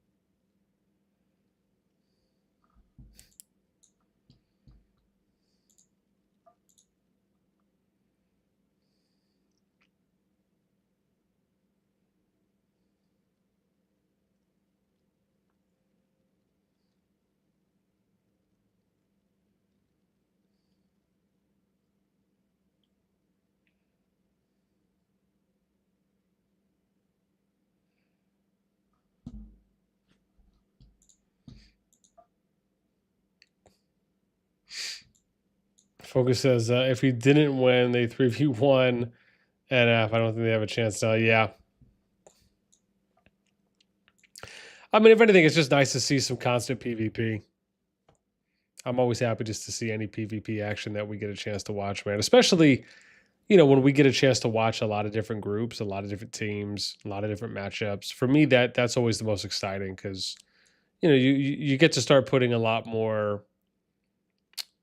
I don't maybe not emphasis, but you get to put a lot more kind of face onto who they are, how they fight. I guess you could say, right? You start kind of feeling them out for each of the alliances and the kingdoms with not only how they fight, but you also get to see, you know, who's staying in the fight longer, who's doing it less. You know, how are tactics and strategy looking? Especially when you're in situations where I think like this, you know, 14BS probably doesn't really need to fight at this point. I mean, unless maybe they're going. I mean, obviously, I'm sure they probably want to, but in this particular KvK, I don't think anyone would probably sit there and fault them and say like, "Oh my God, how dare you not go out and continue fighting?" You know, in essentially what is a one-sided, lopsided, you know, KvK. But the fact that they still are, I feel like, you know, you got to kind of give that props.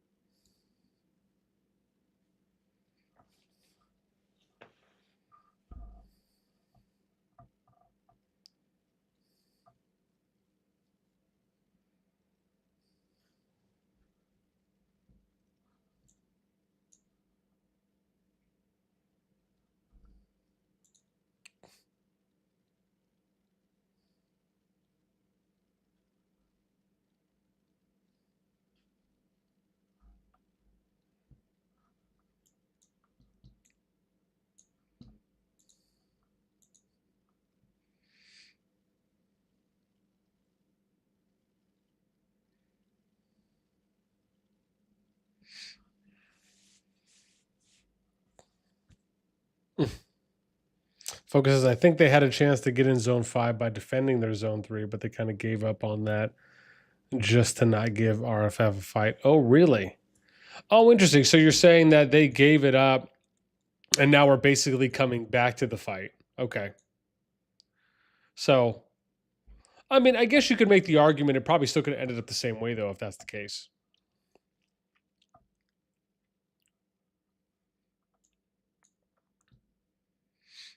Masab, what's up, man? Kind of no point having top 3 kingdoms, NFR, FFWG, allying against the weakest. They're playing it safe. Yeah. I mean, when everything was going down with when we initially heard about the matchup, and I just wasn't a big fan. Ideally, like I think even when you looked at the numbers, let me see where I had this.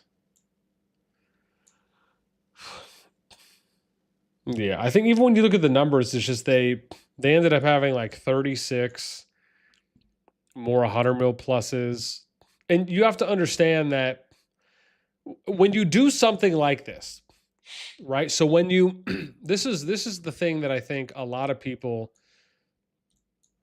don't see this for what it is as the buildup happens. When you look at this matchup and they opt to say, okay, we're going to have the top 3 kingdoms versus the bottom 5 kingdoms in a sense, right? Or the other 5. You may look at this and say, you know what, on paper, this isn't bad. Like, it's not that awful in a sense. However, when you're looking at the on paper numbers, it's only not awful if every single kingdom makes it to the final zone. And then you can have a true 3v5. However, that's not what happened.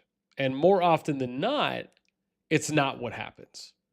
Usually you're going to get some kingdoms that get pushed out of zone 3, maybe pushed out of zone 2. They're zone locked in 1 or in zone 1. And now what maybe started out as what could have been a good matchup is now just a shiitake matchup because zone 3 ended it. And I think this is a great example. If you watch this, right? Toho, what's up, man? I think this is a great example of, because this has happened before. It's not like 6001 is, some kind of anomaly or the first time this has happened. But 6001 is yet another good example of what happens when you diplo a certain way. And the way that they diploed was basically to say we're diploing for the final zone.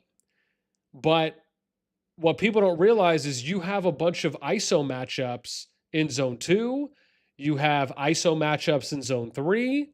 People can get zone locked out. And that's the whole point, is that you can have what is a great matchup, a fair and balanced matchup before the KvK starts. But what you have to understand is that matchup is only valuable if everyone makes it to the final zone.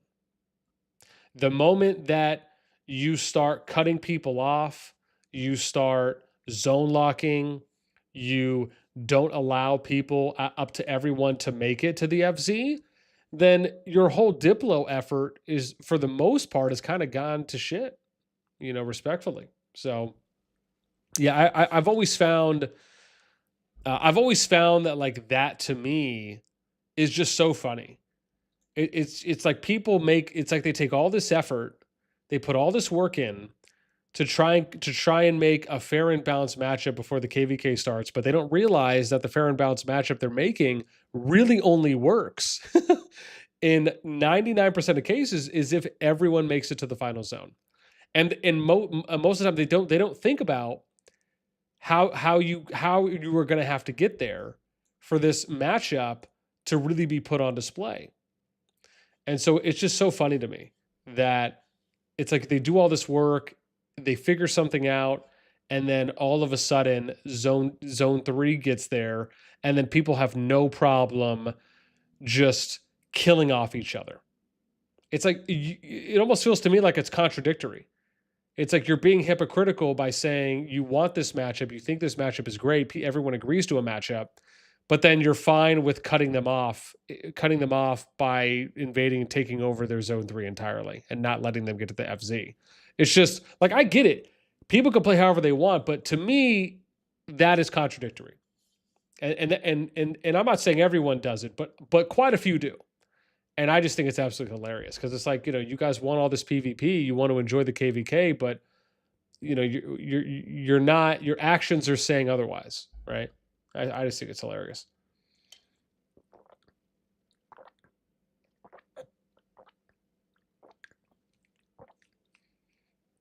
Yeah. Yeah. No, Gavin. I think that's a good point.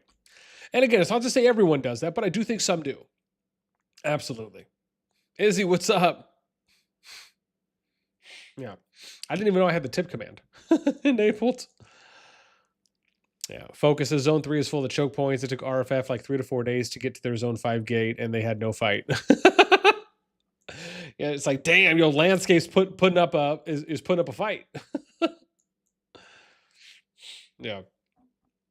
Tom says, I love to say Pede I Food Pede to NF57 who are Alliance full T5 crying against an Alliance with majority T4. Yeah.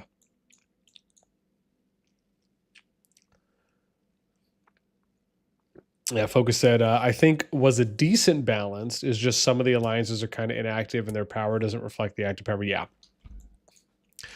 And to be honest, that's kind of how it is sometimes. Sometimes you have to wait to see how a KvK season plays out, and then you can kind of get the updated PvP numbers, like the engagement numbers. I mean, to be fair, a lot of the top kingdoms are usually hovering around 12 to maybe 15%, like PvP activity. Even if you look at like the top set of kingdoms, I think there's only a couple kingdoms that have been above 15% efficiency. And I'm talking about the amount of players in your kingdom that will go out and fight, right? So you're looking at like the amount of merits gained, the amount of PvP activity to power. There's only a couple kingdoms that are over 15%. Most are usually kind of hovering in that like 11, 10 to 14% range. At least at the top, I should say. Yeah, so it's really interesting when you see that.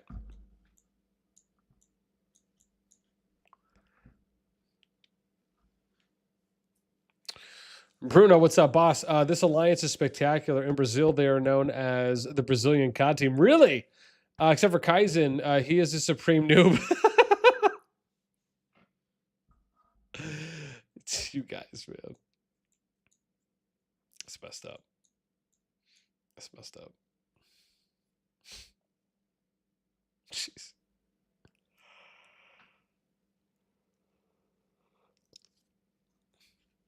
I mean, man, we've been watching this for a minute. They're still going at it.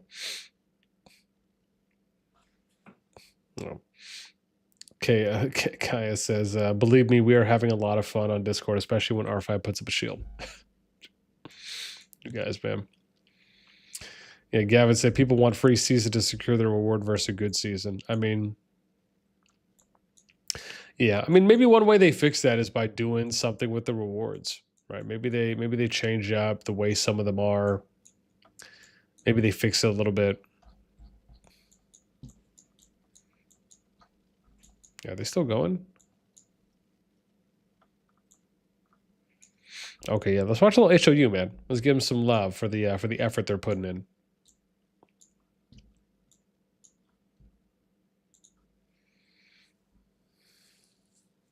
Fighting ghosts.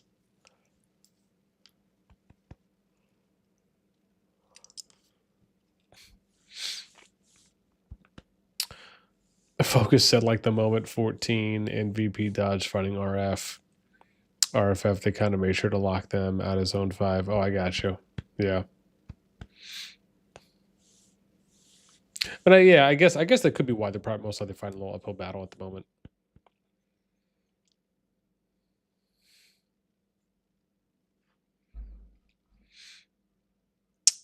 Donna Penny, I fooled you guys.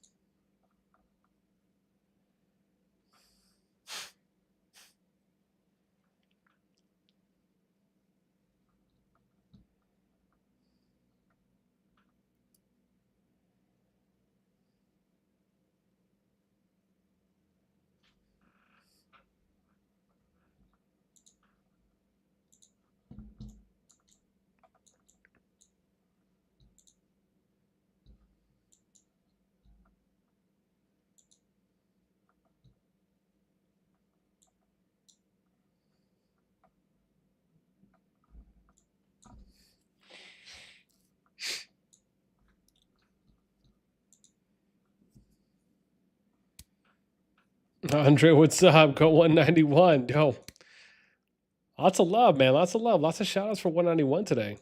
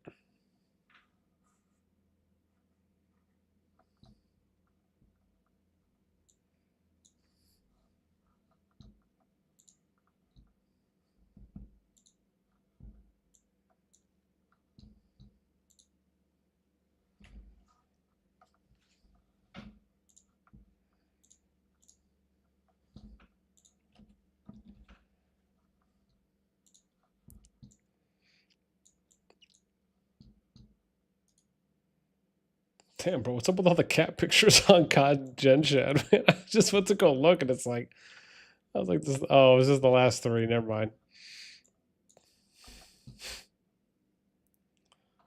I was like, oh my God, man. Everyone's getting flooded by cats.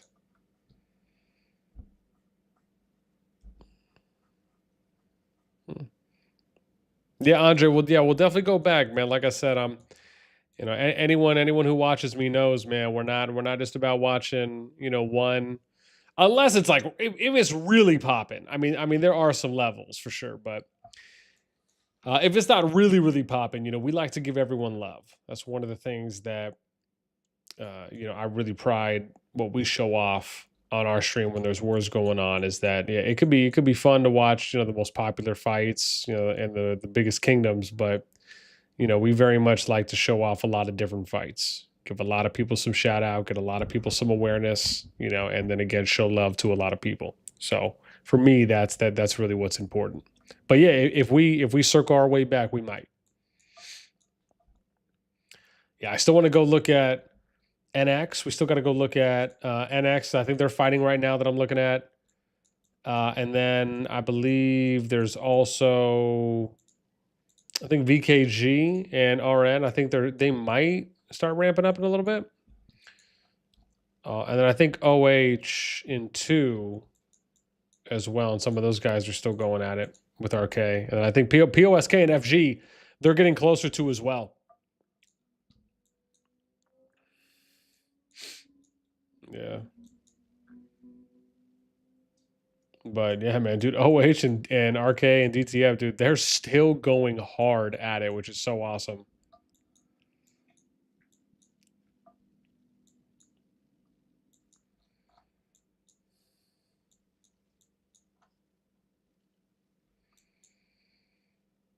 Oh my God, dude, NA and MN are finally fighting. Oh my gosh, I've been waiting a year for this. We're gonna go watch this real quick.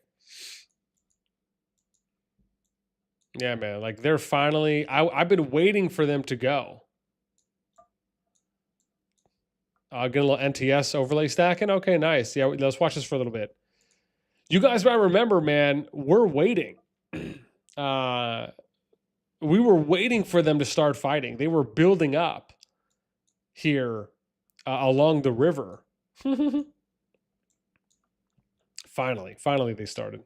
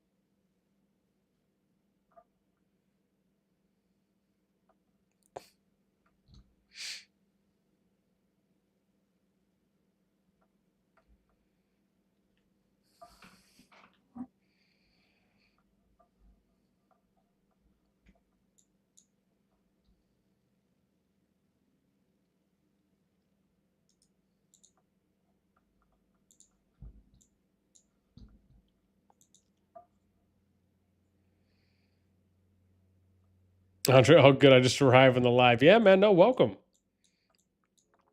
Yeah, hang out long enough, we'll work our way back. Absolutely.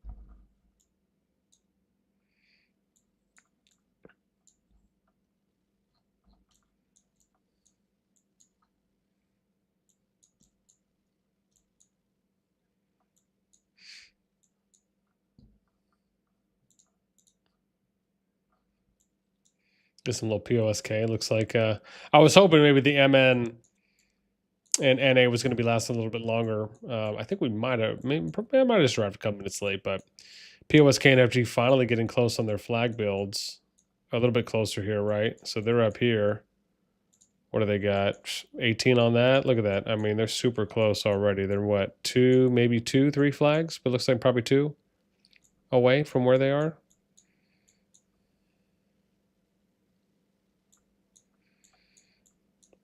Yeah, we'll show this off if they're going to go for a bit.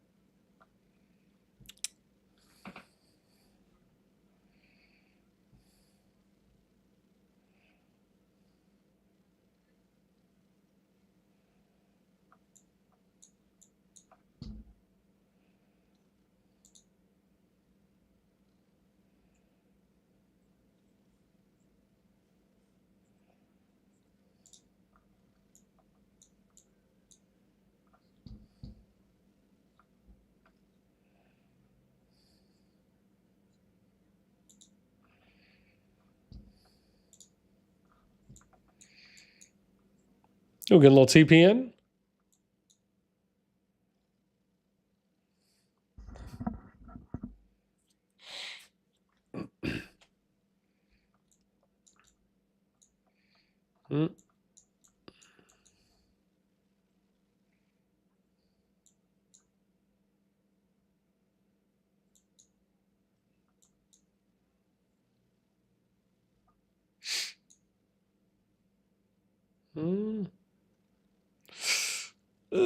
Okay, there we go.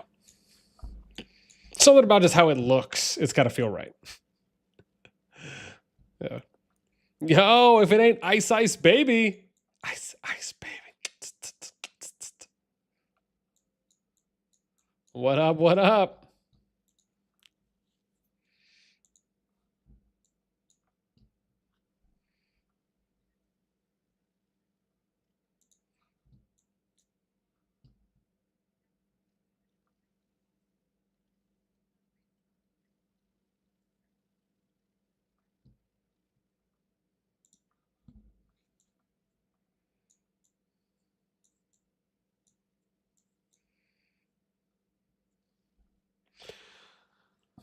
What's the best G1 fights right now?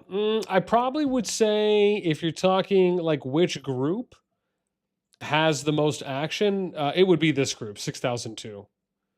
They have 3 areas that they're fighting in right now. So this one I would argue because right now we're watching OH and RK. There's also FG and POSK, which is just northwest of here. And then on the northeast side, there's MN and NA. So, I mean, this group probably has the most action right now. The next one I probably would say would be 6004. Because that's where NXW and Bear is. And just because they're in the FZ, they're in the final zone, so they're kind of going back and forth. And then probably I'd say 6001 because they have like some zone 3 fighting that's going on right now between 14BS and SR57, and then RF and NF57 are swapping off on HOUW in the final zone. So yeah, like those 3 I think we're seeing the most in right now. But I like 6002 just because it feels like there's just like constant action.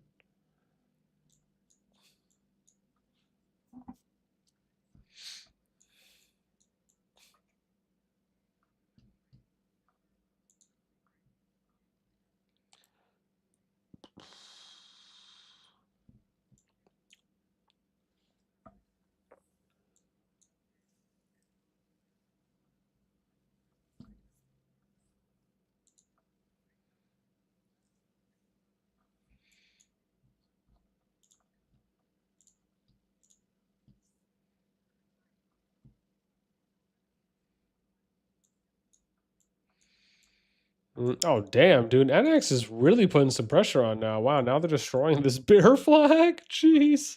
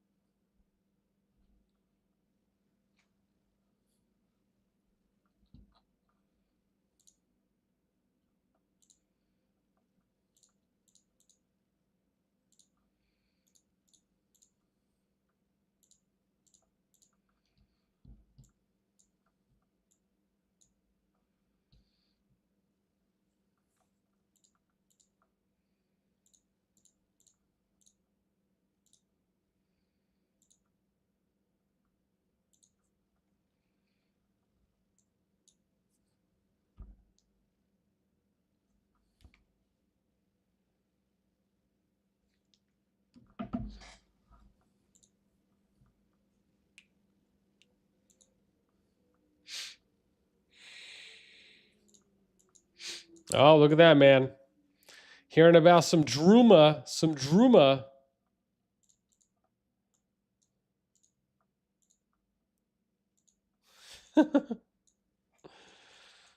Can't wait, man. I've been waiting to cover another story piece. It's been a minute. It's been a minute since we covered one.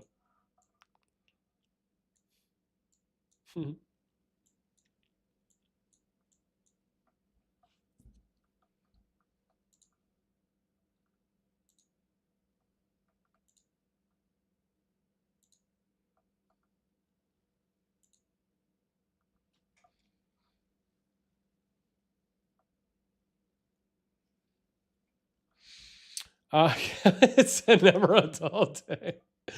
Yeah. I mean, listen, man, people, I mean, we'll see.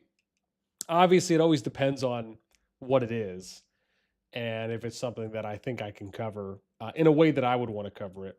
It doesn't always work out that way.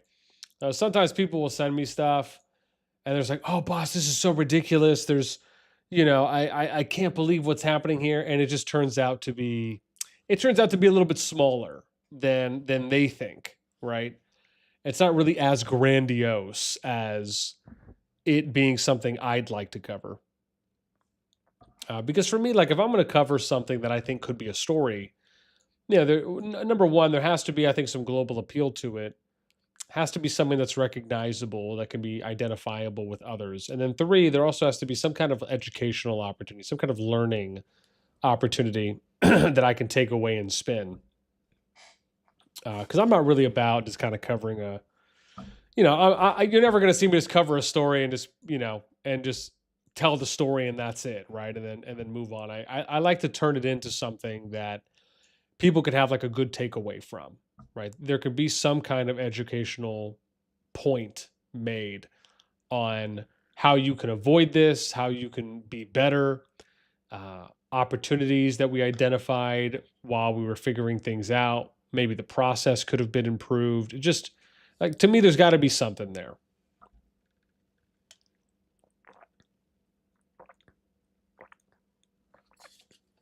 No, absolutely. Absolutely. And I think that's a really good point, Gavin, is that, anytime you have, these kind of what people might consider to be like drama pieces, is that, yeah, I think that if you are directly involved, if it's something that hits close to home to you, which to be fair, excuse me, in most cases,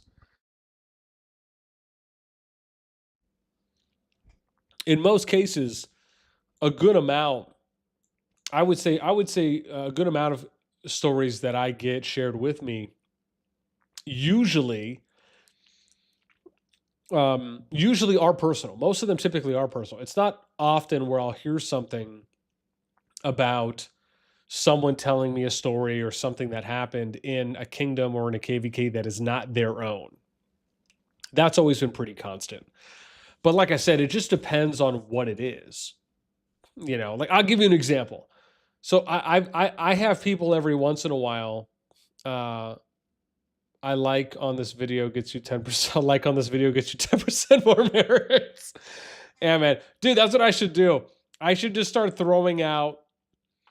Man, Ice is giving me some ideas now, man. Maybe I need to write up a list and being like, guys, go like this video right now. If you do it, you will see 10% additional merits for 4 hours in your gameplay. And if it doesn't happen, just message support. I should just come up with some random stuff, right? And just start spewing that out. Yeah, that's not bad. I see where you're going with that. I'll have to write some lines up. Gavin said R5 goes rogue and deletes whole territory. Yeah, I mean, absolutely. I think something like that is recognizable, because I think some people have had similar experiences, but that's big. That's not like a small thing.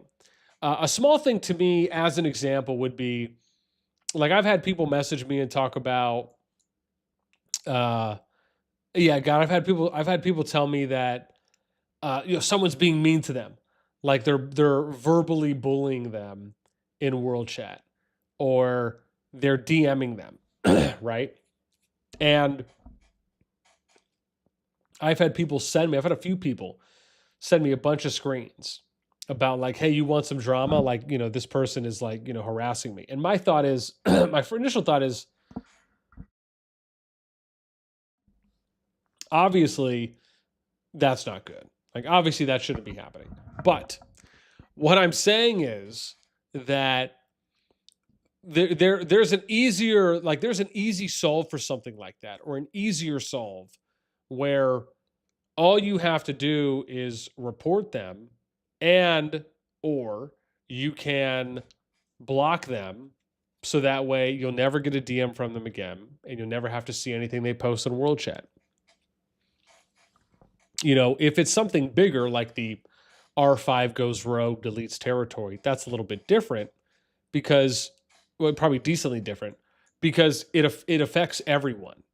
right? So you're not talking about something that's isolated to a one-on-one situation. You're talking about something that now affects, tens, if not 100, 200 people, right? That could. So, like, to me, that's a little bit bigger of a story uh, to cover. I think it's something that a lot more people can relate to because it just directly affects a lot more people in that case as well. Yeah. So what you're saying is I need to delete all our territory to get on one of your videos. I mean, maybe.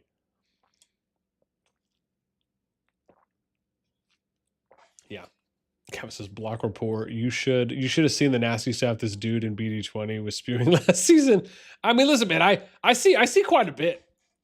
People send me stuff, every so often on some crazy stuff that people are sending, that people are posting in world chat, or even just in their DMs. So, yeah. Again, even though I don't see everything, I definitely see a good amount.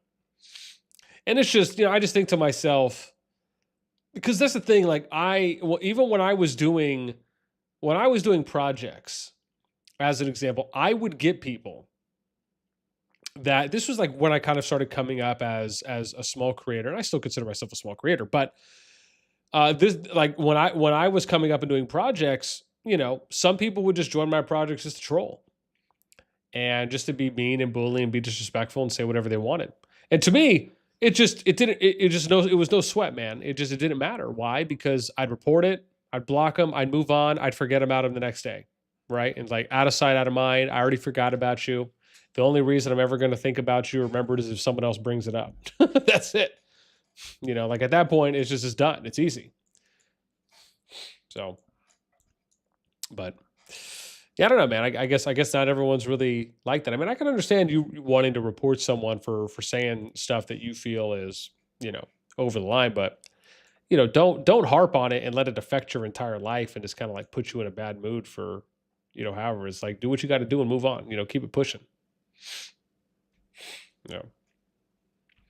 I said for Final Zone, how are the numbers of BDO RAC WAO versus Echo ROGGG?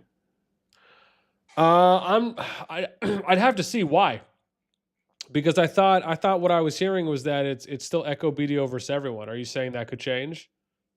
Why are you mysteriously throwing out a matchup ice that is not what it is now?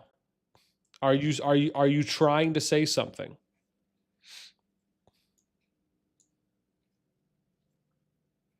I feel like that's out of left field. Admiral, what's up, man? NXW, that's where my friend from 416 migrated to. Nice. Yeah, man, they're having a good showing. They are fighting a lot, and they're definitely putting some pressure right now on Bear and VW.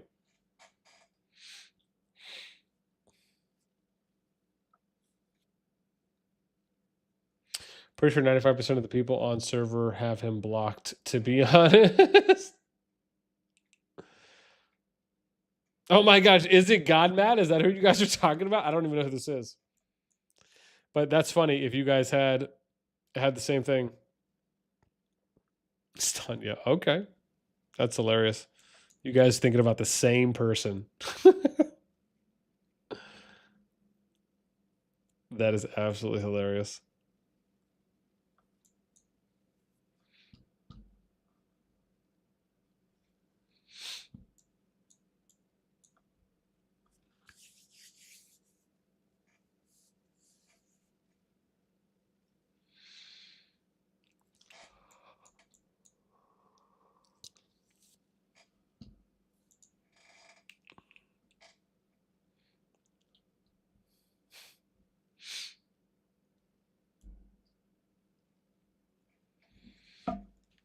Oh man, I gotta remember.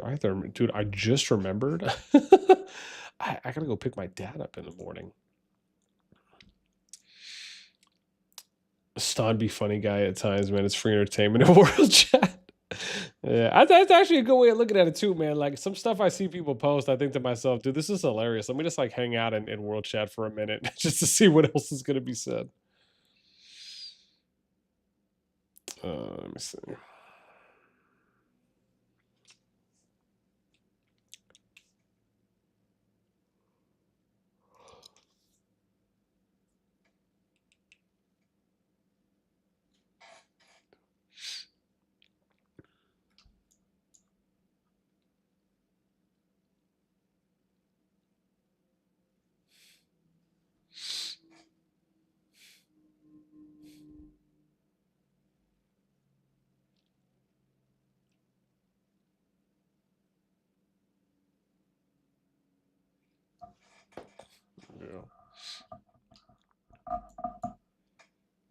Oh, damn, this dude's leaving in a little bit here. I should give it a couple weeks. Looks like he gets in at 6:10. Oh, sorry, 7:10. So I gotta leave it like 6:30. Damn. That's a minute.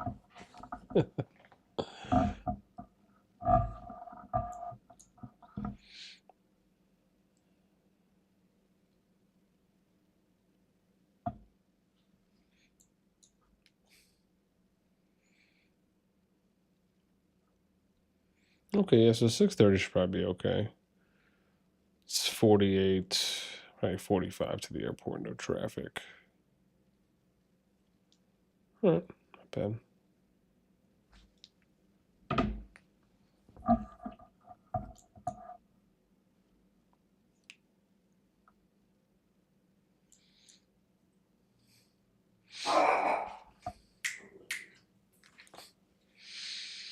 She says SW had a good fight with MFD in the morning. Oh, really? Yeah, I saw that they were lingering, so they were still fighting as well. I remember, I think we were watching them a little bit yesterday. I think I was watching them for a moment, and it was, I think, after they got out of the ravine that they were fighting in for a while, and I think it was a small fight that I saw yesterday, so it wasn't like too big, but yeah, I saw they were still going at it.